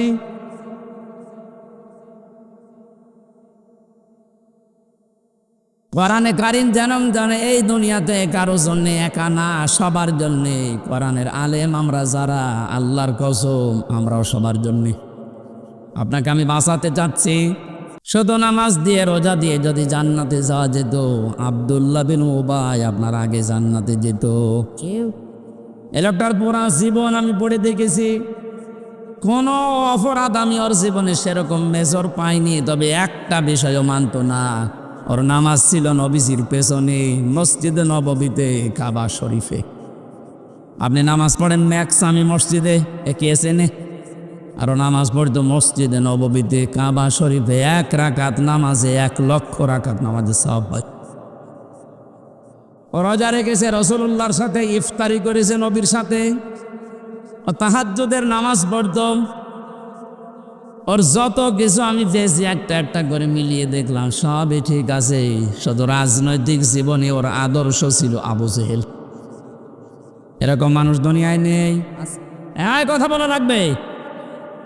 আমি নাম ধরেই বলছি, এই যে সালমান এফ রহমান দরবেশ, ওর নামাজ ছিল, রোজা ছিল। কাবা শরীফের পাশে আমি যখনই গেছি দেখছি ও পাশে ওই যে বিল্ডিং দারুত তাওহীদ, ওখানে থাকতো। যেখানে 15 থেকে 20 লক্ষ টাকা লাগে থাকতে, আমরা থাকতাম তো প্রায় 2 কিলোমিটার দূরে, কারণ আমার 3.5 লাখ। আর ওর 15 থেকে 20 লাখ টাকা এই জন্যে কাবার পাশে থাকে, যেন কাবা দেখা যায়। টাকা যদি ভ্যান চালিয়ে উপায় করা লাগতো, তাহলে আমার মনে হয় 5 কিলো দূরে থাকতো। টাকা তো সব জনগণের, 36,000 কোটি টাকা। আপনি জীবনে গণনা করে শেষ করতে পারবেন না। অথচ পদ্মা সেতুর মতো এত বড় বিশাল প্রকল্প মাত্র 32,000 কোটি টাকায় কমপ্লিট হয়ে গেছে। আর ওর একাই কত? 36টা। আমার মনে হয় আর একটা পদ্মা সেতু বানিয়ে টাকা আরো 4,000 কোটি রেখে যেত। এই লোকটার সাথে আব্দুল্লাহ বিন উবাইর আমার মনে হচ্ছে মিল আছে। ওর নামাজ, রোজা, কাবা শরীফ দেখা, ইফতারি করা সব ঠিক আছে। রাজনৈতিক জীবনে ও লোকটা এমন মানুষকে মানে যার চরিত্র আসলে ভালো না। কি ওর নিজের চরিত্র যে ভালো না তার প্রমাণ দেখেছেন, দাড়ি কেটে নম হয়ে গেছে।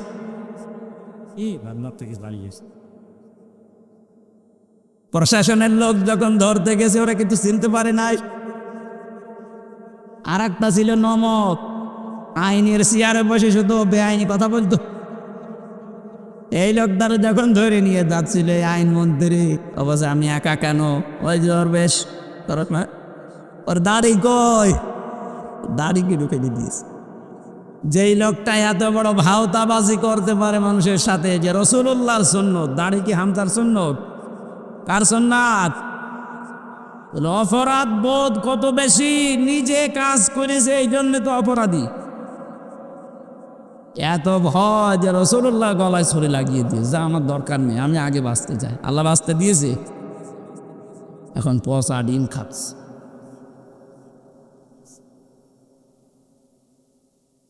ফরিদপুরবাসী, যেহেতু আপনি বুঝেই ফেলেছেন কিয়ামতের ময়দানে দ্বিতীয় ধাপে আপনাকে আল্লাহ আপনার নেতার সাথে ডাকবে, সুতরাং এমন মানুষের পেছনে থাকা লাগবে যাকে দেখলে আল্লাহ রসুলের কথা মনে হয় এবং যার কর্ম এবং বাস্তবতা রাসূলুল্লাহর সাথে মিলে যায়। প্যান্ডেলের ভেতরে এসে কত কথা বলার পরে বলে ঠিক আছে, এখান থেকে যাওয়ার পরে সব উল্টিয়ে ফেলি। এই জন্য আমাদের কপালের কোনো পরিবর্তন নেই, এবার আর ভুল করা যাবে না। কি কথা বলে না কেন? এবারও যদি ভুল করেন আবার পেছিয়ে যাবেন। আশা করছি আপনার বিবেক কাজে লাগবে। এজন্য কোরআনে কারিমের নামাজের কথা বললে আপনি ভালোভাবে মেনে নিয়েছেন, রোজার কথা বললে মেনে নিয়েছেন, অন্যায় যেখানে প্রতিবাদ সেখানে, এটার আরবি নাম জিহাদ। জিহাদের কথা বললে আপনি জঙ্গি মনে করেন, জিহাদের কথা বললে রাজনীতি মনে করেন। তাহলে আয়াতটার সাথে তো আপনার বাস্তবতা মিলছে যে কিছু মানেন আর কিছু মানেন না। এই আচরণ যদি কোরআনের সাথে কেউ করে, আল্লাহ বলেন কি হবে জানো? ফামা জাযাউ মান ইয়াফআলু যালিকা মিনকুম ইল্লা খিজিয়ুন ফিল হায়াতিদ দুনিয়া। এই লোকটার জীবন আমি লাঞ্ছনা, গঞ্জনা, অপমান, অপদস্থ এগুলো দিয়ে ভরে দেব দুনিয়ার জীবনটা, আর মরণের পরে নিয়ে যাব আসাদ্দিল আযাব, যন্ত্রণাদায়ক এবং কঠিন ভয়ঙ্কর আযাবের দিকে নিয়ে যাব। এটা কোনো কাফেরের বিপক্ষে আল্লাহ বলেছেন, আমি পাইনি। আর কোরআনে কাফেরের বিরুদ্ধে কথা আছে, যে অন্য কথা, মুনাফিকের বিরুদ্ধে কথা আছে অন্য কথা। এ তো মুসলমান, কিছু মানে কিছু মানে না। এদের যে কি শাস্তি দুনিয়ার আখেরাতে আপনি তো দেখলেন। দুনিয়ায় আমরা কিছু মানুষকে দেখতে পাচ্ছি যে অপমানকর শাস্তি আল্লাহ ব্যবস্থা করে দিচ্ছে। আর আসাদ্দিল আযাব যেহেতু দিয়েছেন ইসমে তাফসিল, এটা সুপারলেটিভ ডিগ্রি, এর উপর আর কোনো শব্দ আরবিতে নেই। আল্লাহ বলেন এমন যন্ত্রণাদায়ক ভয়ঙ্কর কঠিন আযাবের দিকে মরণের পরে নিয়ে যাব, ওটা আমি আল্লাহ ছাড়া আর কেউ জানে না। এজন্য জালেম যারা, আপনাদের দুনিয়া শেষ হয়ে গেছে, আখিরাত তো আপনি শেষ করে ফেলেছেন। আপনাদের জন্য বড় আফসোস লাগে আমাদের। আমরাও যদি কোনো জুলুম করি, আমরা নিজেরা আজকে থেকে থেমে যাব। কারণ জালেম, মাজলুম, এই দুইটা শব্দ ভয়ঙ্কর। ইত্তাকি দাওয়াতাল মাজলুম ফাইন্নাহা লাইসা বাইনাহু ওয়া বাইনাল্লাহি হিজাব। নবীজি বারবার জানিয়েছেন উম্মতেরা, যাই করো মজলুমের বরদুয়া থেকে নিজেকে বাঁচিয়ে রাখবা, কারণ মজলুমের বরদুয়ার আল্লাহর ভেতরে কোনো হেজাব, পর্দা থাকে না, সরাসরি কবুল হয়ে যায়। আজকে কোরআনে কারিমের এই ময়দানে যারা এসেছি কিছু কথা শোনার জন্যে, প্রথমে দোয়া করে নিচ্ছি, আল্লাহ আমার জীবনে যেন কোনো জুলুম না থাকে, আমার দ্বারা কেউ যেন মাজলুম না হয়ে যায়, তুমি আমাকে রক্ষা করবা, বলেন আমিন। যিনি আমাদেরকে এই মাহফিলে নিয়ে এসেছেন, আমরা তার শুকরিয়া আদায় করছি, আলহামদুলিল্লাহ। দরুদ আর সালাম পড়ছে আমাদের নবী মুহাম্মদুর রাসূলুল্লাহ সাল্লাল্লাহু আলাইহি ওয়াসাল্লামের প্রতি। আমাদের আজকের আলোচনার বিষয় হচ্ছে, আল্লাহ নিজে আদেশ দিচ্ছেন, হে রাসূল, 6টা গুণ যারা অর্জন করবে দুনিয়ায়, আপনি তাদের জন্য আমার কাছে ইস্তেগফার করেন, ক্ষমা চান। ক্ষমা করার মালিক একচ্ছত্র কে বলেন তো? দুনিয়ার কোনো পীরের আছে? নবীজির আছে? না, ক্ষমা করতে পারে শুধুমাত্র আল্লাহ নিজে। ফাসাব্বিহ বিহামদি রাব্বিকা ওয়াস্তাগফির, আপনি ইস্তেগফার করেন আল্লাহর কাছে, তার তাসবিহ তাহলিল আদায়ের মাধ্যমে আপনি ইস্তেগফার করেন। ইন্নাহু কানা তাওয়াবা, কারণ তিনি তাওবা কবুলকারী, ইস্তেগফার কবুলকারী। আমার ভালোভাবে শিক্ষা নেওয়ার বিষয় এখানে এইটা, যেহেতু তওবা করবেন একজন, তিনি আল্লাহ, তিনি নিজে শিখিয়ে দিচ্ছেন, নবীজি এই 6টা গুণ যাদের ভেতরে আছে আপনি তাদের জন্য আমার কাছে ক্ষমা চান। তাহলে এটা ক্ষমা করার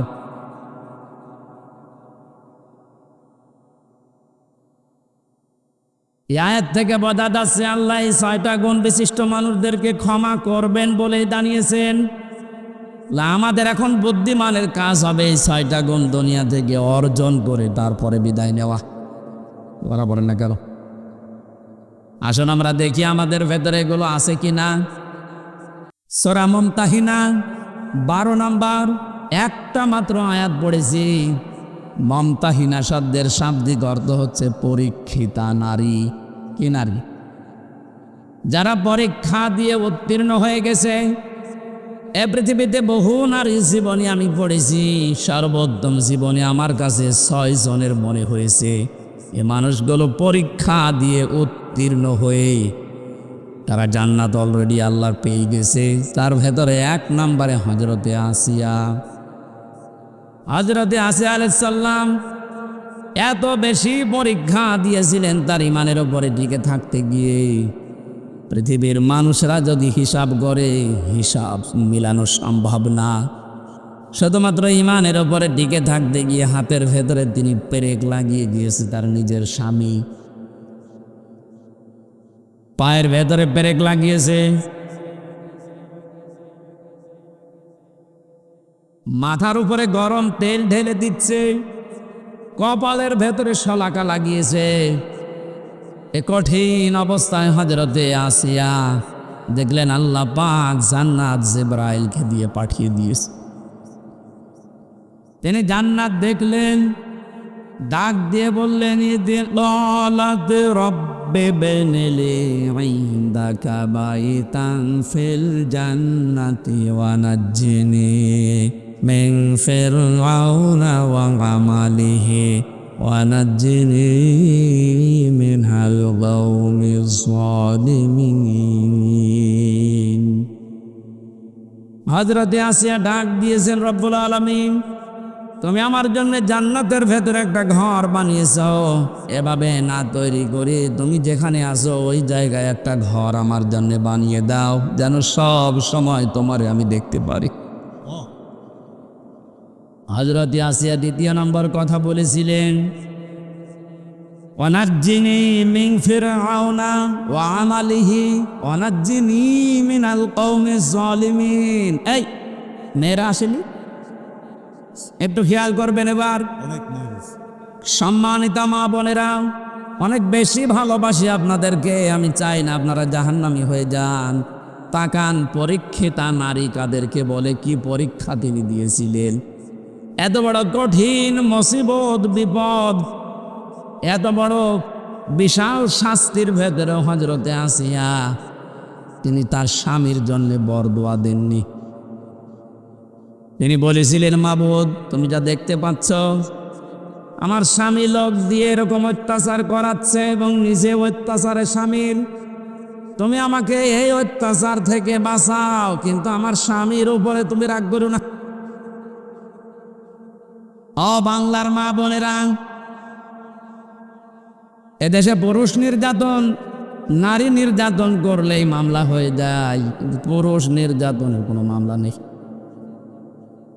আমি জেলখানায় 3টা বছর থেকে অনেক কিছু দেখেছি। এবার এখানে 100 ভাগের প্রায় 60 ভাগ লোক শুধু এই দাম্পত্য কলহ নিয়ে জেল কাটতেছে। মেয়েদের এই ছোট মনের কারণে পেরে ওঠে না। সে প্রত্যেকে কি হুজুর বলেন আর কি খেজুর বলেন, এদের এই মানুষগুলো যদি একটু মন উদার করতো, আমার মনে হয় পরিবারে আমাদের শান্তি আরো ফিরে আসতো। বাস্তব দেখেছি যে জল্লাদ তো এখন আছে, আগে তো শাহজাহান ছিল, ও মারা যাওয়ারও বের হয়ে মারা গেছে, এখন নতুন একজন দায়িত্ব পেয়েছে, ইলিয়াস, চট্টগ্রামে বাড়ি। লোকটাকে একদিন বললাম, ভাই কি অবস্থা বলেন তো। আমার বলছিল, হুজুর আমার এখন 35 বছর বয়সে আমি জেলখানায় এসেছি, এর 17 বছর ছিলাম আমি সৌদি আরবে।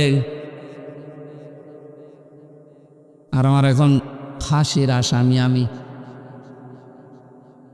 আমার যদি এখন যাবজ্জীবন হয়ে জেল খাটা লাগে, কমপক্ষে 22 বছর জেলে থাকা লাগবে। 35 থেকে 17, এরপরে 22, হিসাব করে দেখেন 74 বছর হবে। কত? 74 বছর বয়সে লোকটা জেলখানা থেকে বের হবে। খুব বড় অপরাধ করে গেছে না? পুরা জীবনে আমি শুনেছি যে কি কি করতেন। সৌদি থেকে 17 বছর পরে বের হলাম, দেশে আসার পরে বিয়ে করলাম। বিয়ে করার পরে আমার বউর সাথে আমার মায়ের মিল নেই। সব জিনিস আমি চাহিদা মতো পূরণ করেছি, কিন্তু মাকে আর ওই ছোট বোনকে কিছু দিলেই ওর মন খারাপ হয়ে যায়। দিন রাত নেই, সব সময় শুধু মনোমালিন্য, ঝগড়া। শেষ পর্যন্ত আর পারলাম না যে আমার সম্পদ আমার মাকে দেই, আমার বোনকে দেই। ওর সমস্যা কি? সংশোধন করার জন্য একটা থাপ্পড় দিয়েছিলাম, ও ছাপা গেছে মুইরে, একটু জোরে। এই লাগবে না, বস। মারা যাওয়ার পরে তো বউ মারা কেস, প্রথমে ফাঁসি হয়ে গেল, এরপরে যাবজ্জীবন। এখন 22 বছর থাকা লাগবে আমার। 11 বছর চলছে। আমার তো বের হতে হতে আমার বয়স হয়ে যাবে 74 বছর। কি করব আমি? আমারে বলছিল আপনি তো ওয়াজ করেন, বাইরে যে অন্তত একটু বলেন যে আমার মতো বিপদে যেন কেউ না পড়ে। কারণ আমি খুব বড় অপরাধ করিনি, আমি তো ঠিক রাস্তায় ছিলাম। মাঝখান থেকে একটু মিস্টেক হয়ে আমার জীবনটাই নষ্ট হয়ে গেল। ইলিয়াসের বউ এখনো পর্যন্ত আছে বাইরে। ইলিয়াসের যখন শুনেছে যে ওর যাবজ্জীবন জেল হয়ে গেছে, প্রথমে ফাঁসির কথা শুনি মেয়েটা কি সে তো মারা গেছে। তার যে শাশুড়ি ছিল, এই শাশুড়ি এবং শ্বশুর পরবর্তীতে ওর মা বাবার উপরে এই মেয়েটার জন্য বহু অত্যাচার চালিয়েছিল। ভেতরে যেহেতু যোগাযোগ বিচ্ছিন্ন ছিল, কষ্টের কথাগুলো যখন এসে এসে আমার কাছে বলতো, আমি নিজেই কেঁদে ফেলতাম যে এই লোকটা তো সেরকম মেজর অপরাধ না, আর তো মারার জন্য মারে নাই, শুধু সংশোধনের জন্য একটা থাপ্পড় দিয়েছিল, ছাতা মরি গেছে। স্ত্রীর যদি মনটা উদার হতো, মন যদি বড় হতো, নবীজির হাদিস যদি এই মেয়েটা মানত। বিশ্ব নবী জানিয়েছেন, পৃথিবীর মেয়েরা, তোমরা যদি মনে করো যে আমার স্বামীর হায়াত বেড়ে যাক, আরো বেশি দিন বেঁচে থাক, আমার স্বামীর সম্পদ সম্মান আরো বেড়ে যাক, তাহলে স্বামীকে মাঝে মাঝে বলবা তার রক্তের সম্পর্ক যেগুলো, এগুলো যেন অটুট রাখে, ঠিক রাখে। পৃথিবীর মানুষের সবচেয়ে বেশি রক্তের সম্পর্ক তার মায়ের সাথে। এক কথা বলে নিতাম। এই জন্য পুত্রবধূ যারা বসে আছেন, আমার যতটুকু বাস্তবতার জ্ঞান আছে আমি দেখেছি, এই দেশে আমরা যারা জামাই আছি, এটা মনে হয় রেকর্ড হয়ে কালকে আমার ম্যাডাম শুনবে, শুনুক, কপালে যা আছে হবে। আমরা জামাইরা যেভাবে আমাদের শাশুড়িকে শ্বশুরকে যেইভাবে দেখি, যেই নজরে দেখি, আর যেভাবে আচরণ করি, বউগুলো যদি তার হাফ আমার মা বাবার সাথে, আমাদের মা বাবার সাথে ওইটা করতো, এই দেশে কোনো ছেলে আলাদা হওয়া লাগতো না। একটু বেশি বলে ফেললাম নাকি? না, ও তো ঠিক বলছে। ঠিক মানে 100 ভাগ ঠিক। আপনি অনেকে মনে করেন আমি নামাজ পড়ি, রোজা রাখি, আমি কালো বোরকা পরে বাজারে যাই, আমি জান্নাত পাবো না। মানে কিসের জান্নাত? আপনি তো মানুষের অধিকার নষ্ট করেছেন। আপনি একটু উদার হতে পারেন না? কি করবেন আপনি সম্পদ বেশি নিয়ে? এই মেয়েটাকে খারাপ করার পেছনে ওই মেয়েটার মা আর ওর বড় বোন ওখান থেকে শুধু বুদ্ধি দেয়, নই তাড়াতাড়ি আলাদা হয়ে যা, আরামে খেতে পারবি।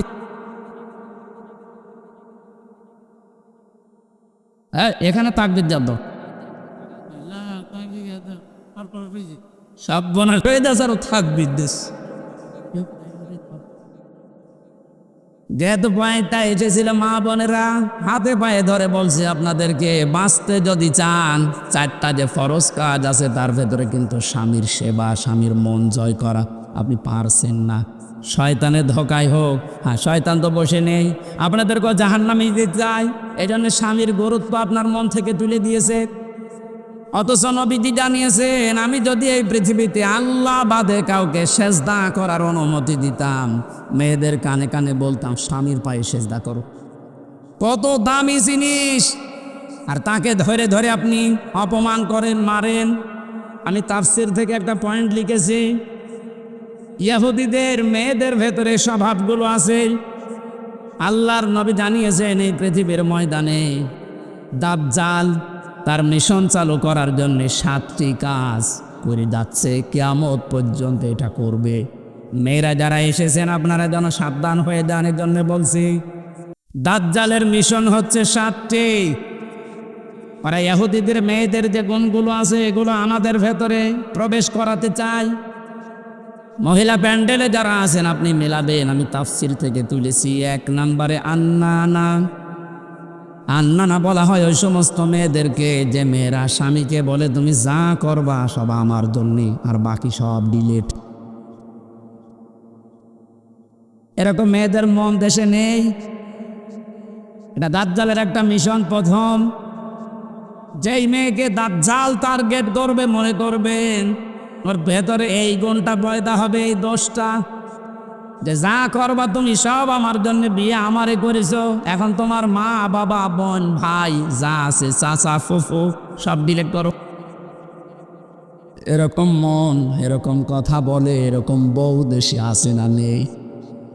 আপনি বিশ্বাস করতে পারেন ওই মহিলাকে দাজ্জাল টার্গেট করেছে, ওকে জাহান্নামে নেওয়ার জন্যে। 2 নম্বরে মান্নানা, যে মহিলা খালি খোঁটা দেয়, বাবার বাড়ির কথা তুলে মাঝে মাঝে স্বামীর মনে কষ্ট দেয়, খোঁটা দেয়। তুমি আমার চেনো, আমি চেয়ারম্যানের মেয়ে, আমার ভাই একটা মাস্তান। 3 নম্বরে হান্নানা, যে স্বামীর খেদমত করা দরকার এটা করে না, আর উল্টা খেদমত নেয়। যদি বলেন একটু আমি যে 8 ঘন্টা ডিউটি করে আসলাম, একটু পানি দাও, তুমি ডিউটি করে যান কি বসেছিলাস, পানি নিজে ঢেলে খাওয়ার, আমার একটু ঢেলে দাও। 4 নম্বরে বেশি কান্নানা, অহংকারী, হয়তো সম্পদের, রূপের অথবা বংশের। সব সময় যারা অহংকার করে চলে শয়তানের টার্গেটে পরিণত হয়েছে।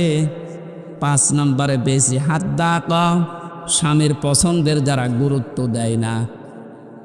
নবীজি জানিয়েছেন বাজার থেকে যদি স্বামী কিছু নিয়ে আসে, পছন্দ যদি নাও হয় সামনাসামনি কোনো কথা বলবা না।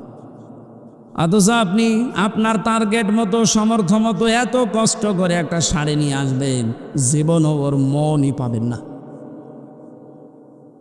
এরকম বউ আছে, কার হাত তোলেন তো? এই একজো আছে।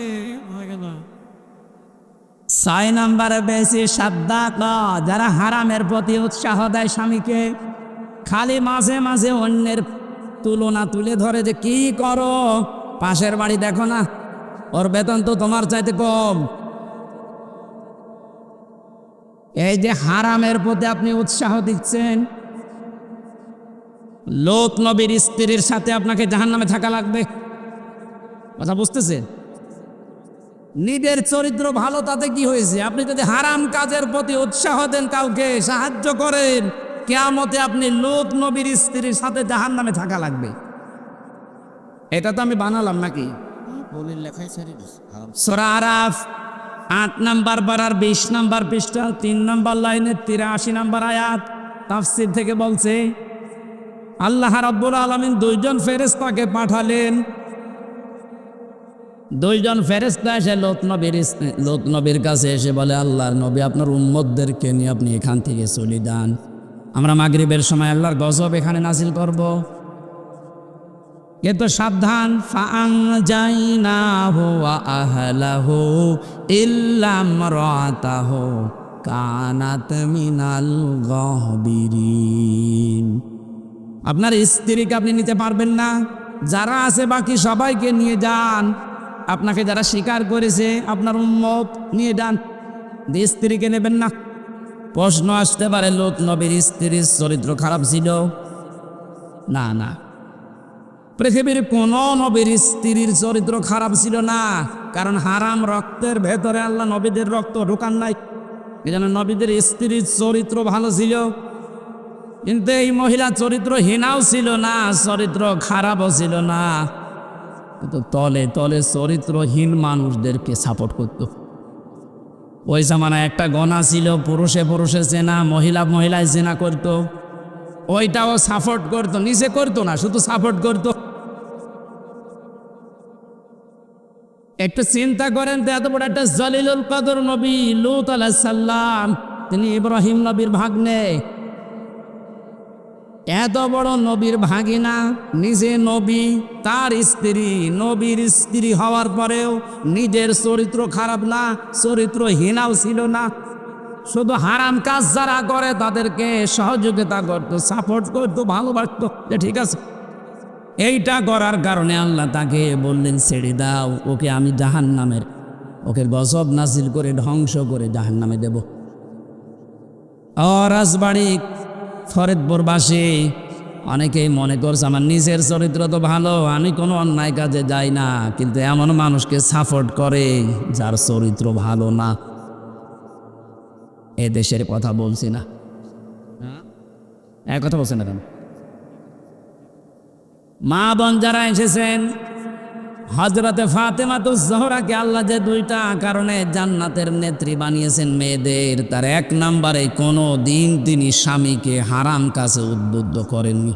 না খেয়ে ফেকেছেন 3 দিন পর পর, আপনি সহ্য করতে পারবেন?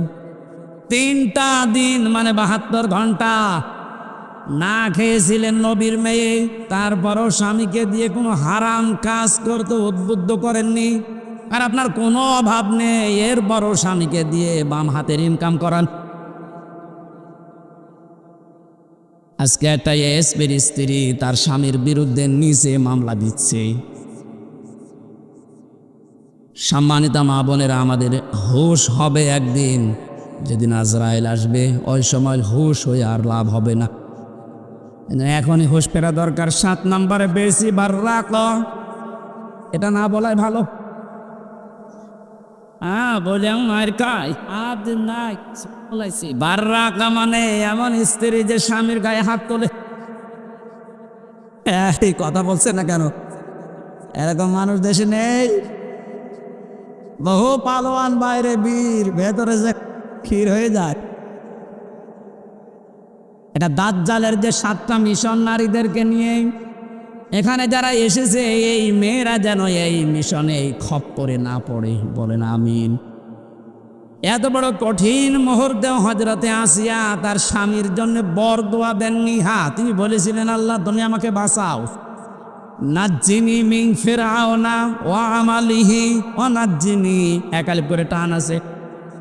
তুমি আমার স্বামীর অত্যাচার এবং যাদেরকে দিয়ে অত্যাচার করাচ্ছে জালেমদের কবল থেকে তুমি আমাকে বাঁচাও, কিন্তু আমার স্বামীর উপরে তুমি গজব দিও না। এত বড় কঠিন মুহূর্তেও যদি বরদোয়া না দিতে পারে, আপনার কি হয়েছে? একটা সাবান কম হলে আপনি খোটা দেন, বরদোয়া দেন, উল্টা পাল্টা কথা বলেন। পরীক্ষিতা নারী হওয়ার জন্যে 28টা আগুন মেয়েদের অর্জন করা লাগে। সূরা নিসার ভেতরে ধারাবাহিকভাবে আল্লাহ দিয়েছেন। ইবনে কাসির তাফসীরটা মেয়েদেরকে পড়াবেন। আমার আজকের আলোচনার বিষয় ওইটা না, শুধু নামকরণটা বললাম। সূরা মুমতাহিনা শব্দের শাব্দিক অর্থ পরীক্ষিতা নারী। কি নারী? পরীক্ষিতা নারী। যে সমস্ত মেয়েরা পরীক্ষা দিয়ে পাশ করেছে, তাদের ভেতরে 6টা গুণ আপনি হে নবী দেখতে পাবেন।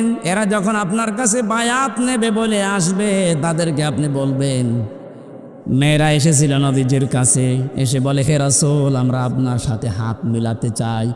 ইবনে কাসির মুফাসসির বলেন, বিশ্ব নবী জানিয়েছেন, ওই সময় আমি মেয়েদের বেগানা মেয়ের সাথে হাত মিলাই না। অথচ বাংলাদেশে আমরা বহু পীরের নামে কলঙ্ক দেখছি, ওরা মেয়েদেরকে পর্যন্ত মুরিদ বানায়।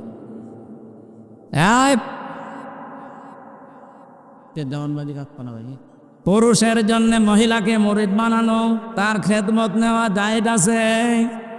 বলেন বলেন। এগুলো যারা করছেন না বুঝে করছেন, আপনি থামেন।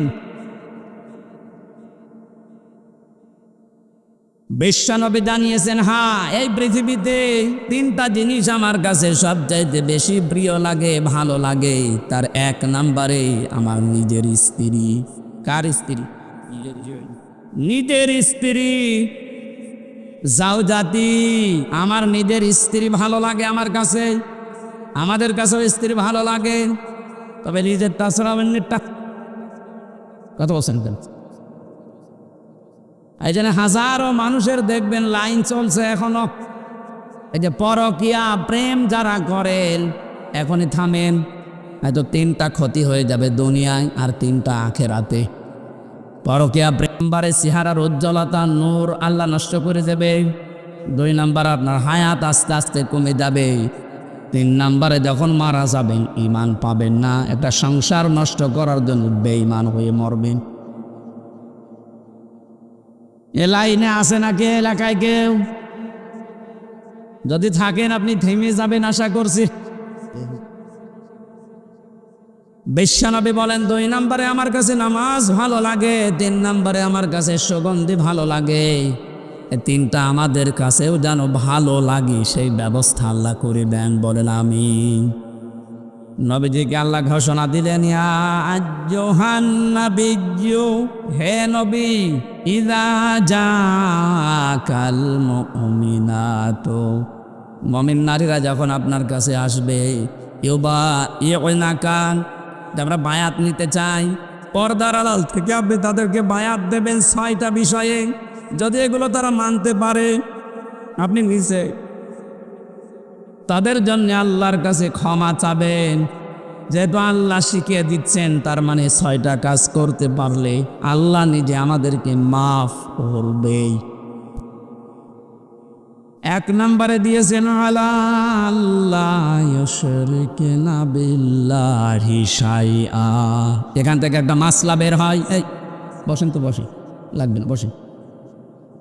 এখান থেকে একটা মাসলা বের হয়।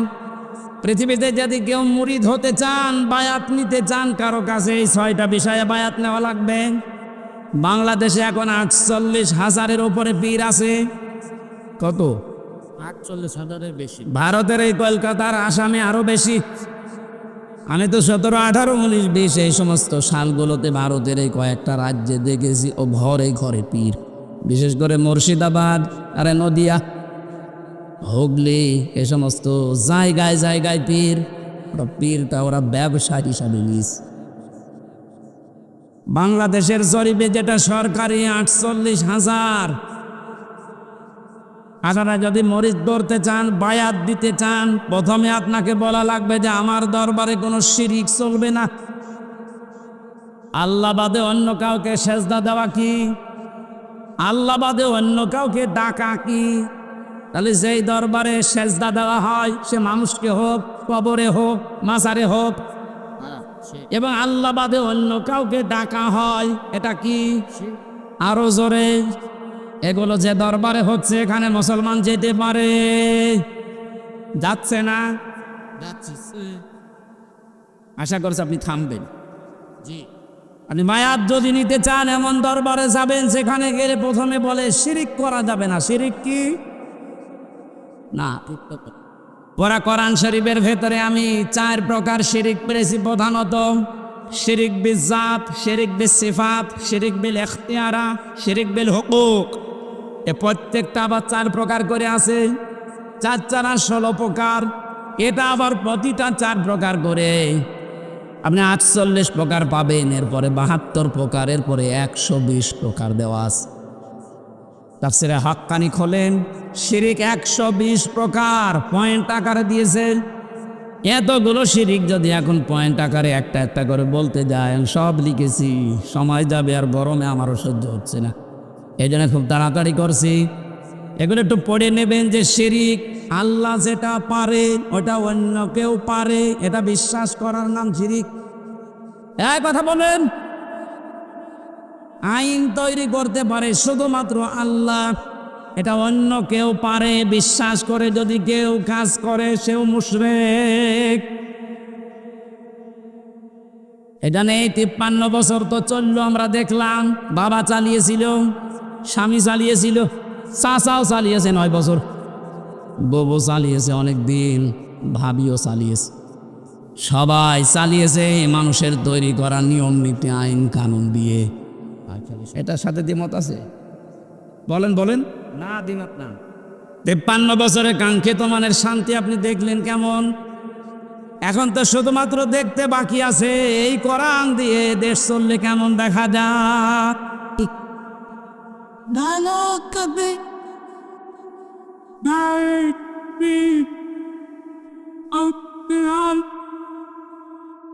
الحديث الأعلى يستلشت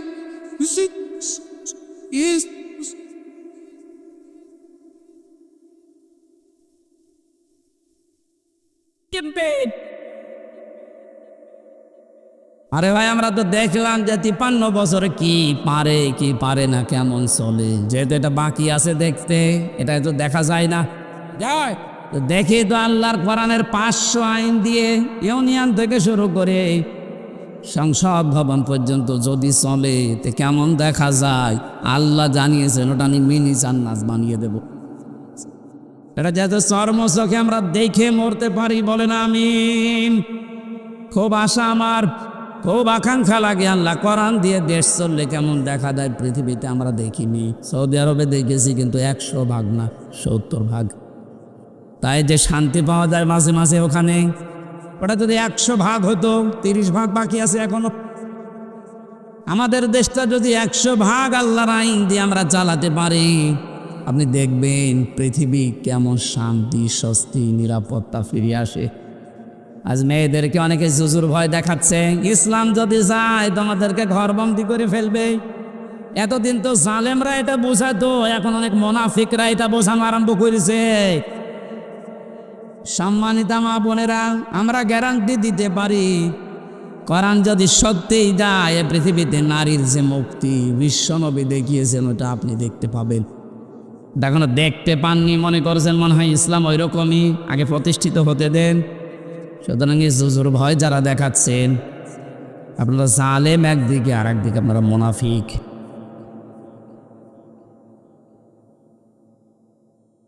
শিরিক যদি আমরা এখন শিরিক বিল জাত, শিরিক বিল সিফাত, শিরিক বিল ইখতিয়ারা, শিরিক বিল হুকুক এভাবে পয়েন্ট আকারে একটা একটা করে শুরু করি, আল্লাহ যেটা পারে ওইটা অন্য কেউ পারে বিশ্বাস করার নাম শিরিক। আল্লাহ পারে আইন দিতে, অন্য কেউ পারে না। এই কাজে যারা ইনভলভ আছেন, এই কাজের সাথে যারা জড়িত আছেন, এই কাজে যারা সাহায্য সহযোগিতা করছেন, সাপোর্ট করেন, আপনি যে দল করতে পারেন আপনি মুশরিক। আপনার বায়াত হয়নি, কিসের বায়াত নিচ্ছেন আপনি? 2 নম্বরে আল্লাহ বলেন ওয়ালা ইয়াসরিকনা, হে নবী ওদেরকে বলেন যেন তারা জীবনে চুরি না করে। কি না করে? চুরি নেই দেশে। বেগম পাড়ায় এমনি তৈরি হয়, বাবার টাকা দিয়ে বেগম পাড়া বানাচ্ছেন, সব চুরি করা টাকা।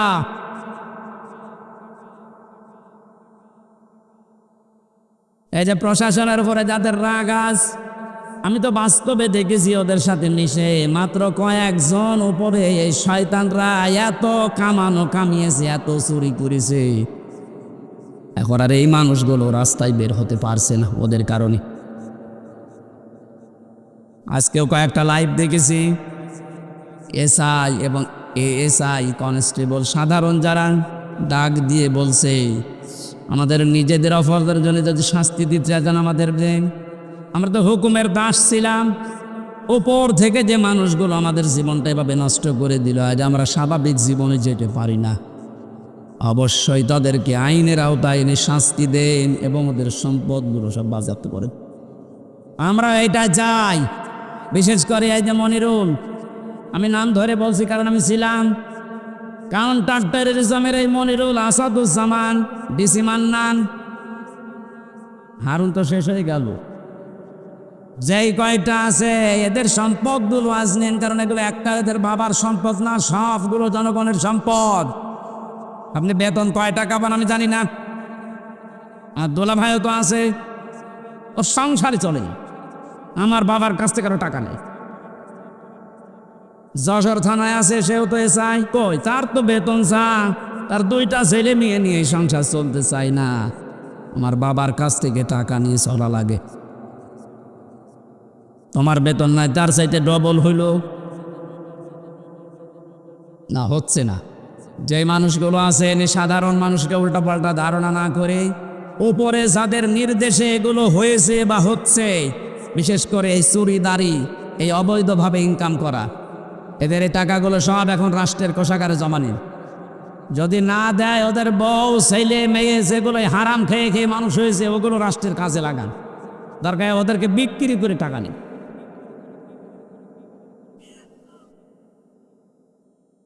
চুরির এইটা যদি আমরা শপথ নিতে পারতাম যে চুরি করব না, চুরি বন্ধ করব, এ দেশটা কিন্তু দাঁড়িয়ে যেত। এক দরবেশে যদি এত টাকা চুরি করে থাকে, বাকি যারা দরবেশের ভান ধরিস তাদের অবস্থা কি? ওরা আসেনি না, জেনা করা যাবে না। এ জেনা শুধু হাতের জেনা, মুখের জেনা, চোখের জেনা, অন্তরের জেনা, লজ্জাস্থানের জেনা। জেনাগুলো আজ বন্ধ করার জন্যে যে যেখানে আসি ওই জায়গা থেকে দায়িত্ব নেওয়া লাগবে, বিশেষ করে মেয়েদের আগে। কারণ জেনা এ শব্দ শুরুই আল্লাহ করেছেন মেয়েদের দিয়ে। আযানিয়াতু আযানি ফাজলিদু কুল্লা ওয়াহিদিন মিনহুমা মিয়াতা জালদা। আল্লাহ পাক বলেন জেনাকারিনী এবং জেনাকারী, আগে কার নাম? মেয়েদের নাম। এই জন্য মা বোনেরা আপনারা নিজেদেরকে কন্ট্রোল করেন। এই মোবাইলটা, এই ফেসবুক এবং কম্পিউটার, এই সমস্ত জিনিস দিয়ে আজ মানুষ জেনার লাইনে এগিয়ে যাচ্ছে। আগে হ্যালো হ্যালো, এরপরে শেষ পর্যন্ত লজ্জার স্থান দিয়ে শেষ হয়। যে এলাকায়, যে দেশে, যে অঞ্চলে জেনা বেড়ে যায়, প্রকাশ্য হোক গোপনে হোক, ওখানে আল্লাহর 8টা গজব নাজিল হয়। কয়টা? এমন মহামারী রোগ আল্লাহ ছড়িয়ে দেয় যার চিকিৎসা পৃথিবীতে নেই। এজন্য আমরা সাবধান হব। আমাদের এই দেশটা জেনা যেগুলো চলছে এগুলো কি করে বন্ধ করা যায়? নিজ উদ্যোগে, পারিবারিকভাবে, সামাজিকভাবে। আদ-দাজ্জুস লা ইয়াদখুলুল জান্নাহ।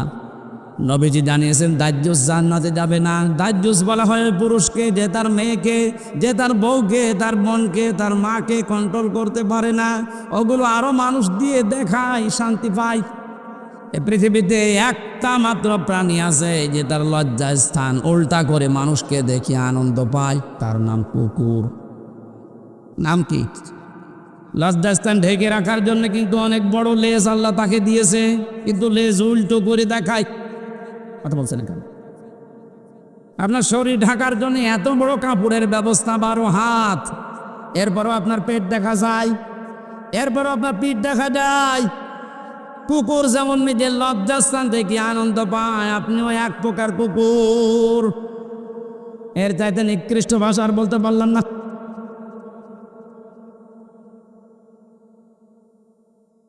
আশা করছি আপনি থামবেন। একটা মহিলা যদি বেপরদা জেনা এই সমস্ত করার কারণে জাহান্নামী হয়ে যায়, কমপক্ষে 4 জন পুরুষ কিয়ামতের সঙ্গে নিয়ে যাবে। প্রথমে তার বাবাকে, এরপরে বড় ভাইকে, এরপরে স্বামীকে, এরপরে বড় ছেলেকে। আপনি বলেন তো, এক একজন মহিলা যেভাবে চলছে আজ, এভাবে যদি চলতে চলতে ওরা জাহান্নামে যায়, আমাদেরকে যারা 4 জনের নাম বললাম, হয়তো আমি কারো বাবা, নাই স্বামী, নাই বড় ভাই, নাই বড় ছেলে, জান্নাত পাওয়া সম্ভব হবে? এজন্য কন্ট্রোল হয়। জেনার পরিবেশগুলো বন্ধ করা দরকার আস্তে আস্তে। আল্লাহ পাক বলেন ওয়ালা ইয়াকুতুলনা ওয়ালাদাহুন্না, খাবারের হয় সন্তানকে হত্যা করো না। এখানে কয়েকটা মাসলা বের হয়। আপনাদের মনে কষ্ট হয়ে যাচ্ছে নাকি? আমার কেউ কষ্ট হচ্ছে। আমার তো ফ্যানের ব্যবস্থা যদি করতেন আগে থেকে, এই ঝামেলাটা হয়তো না। এখন ওইভাবে হয়, মানুষ একদিন ওর দাঁড়িয়ে বাতাস দিবে, ওর জীবন না, ওরে বাতাস দিয়াবেন। ফ্যান দিলে প্রথমে থেকে ভালো পায়। ওয়ালা ইয়াতিনা বিবহতানি ইয়াফতারিনাহু বাইনা আইদিহিন্না, জেনে বসে কোনো মানুষ যেন একজনের ওপরে অপবাদ চাপিয়ে না দেন। এই সিদ্ধান্ত নিয়ে, এই বায়াত নিয়ে আমার কাছে আজকে থেকে যান।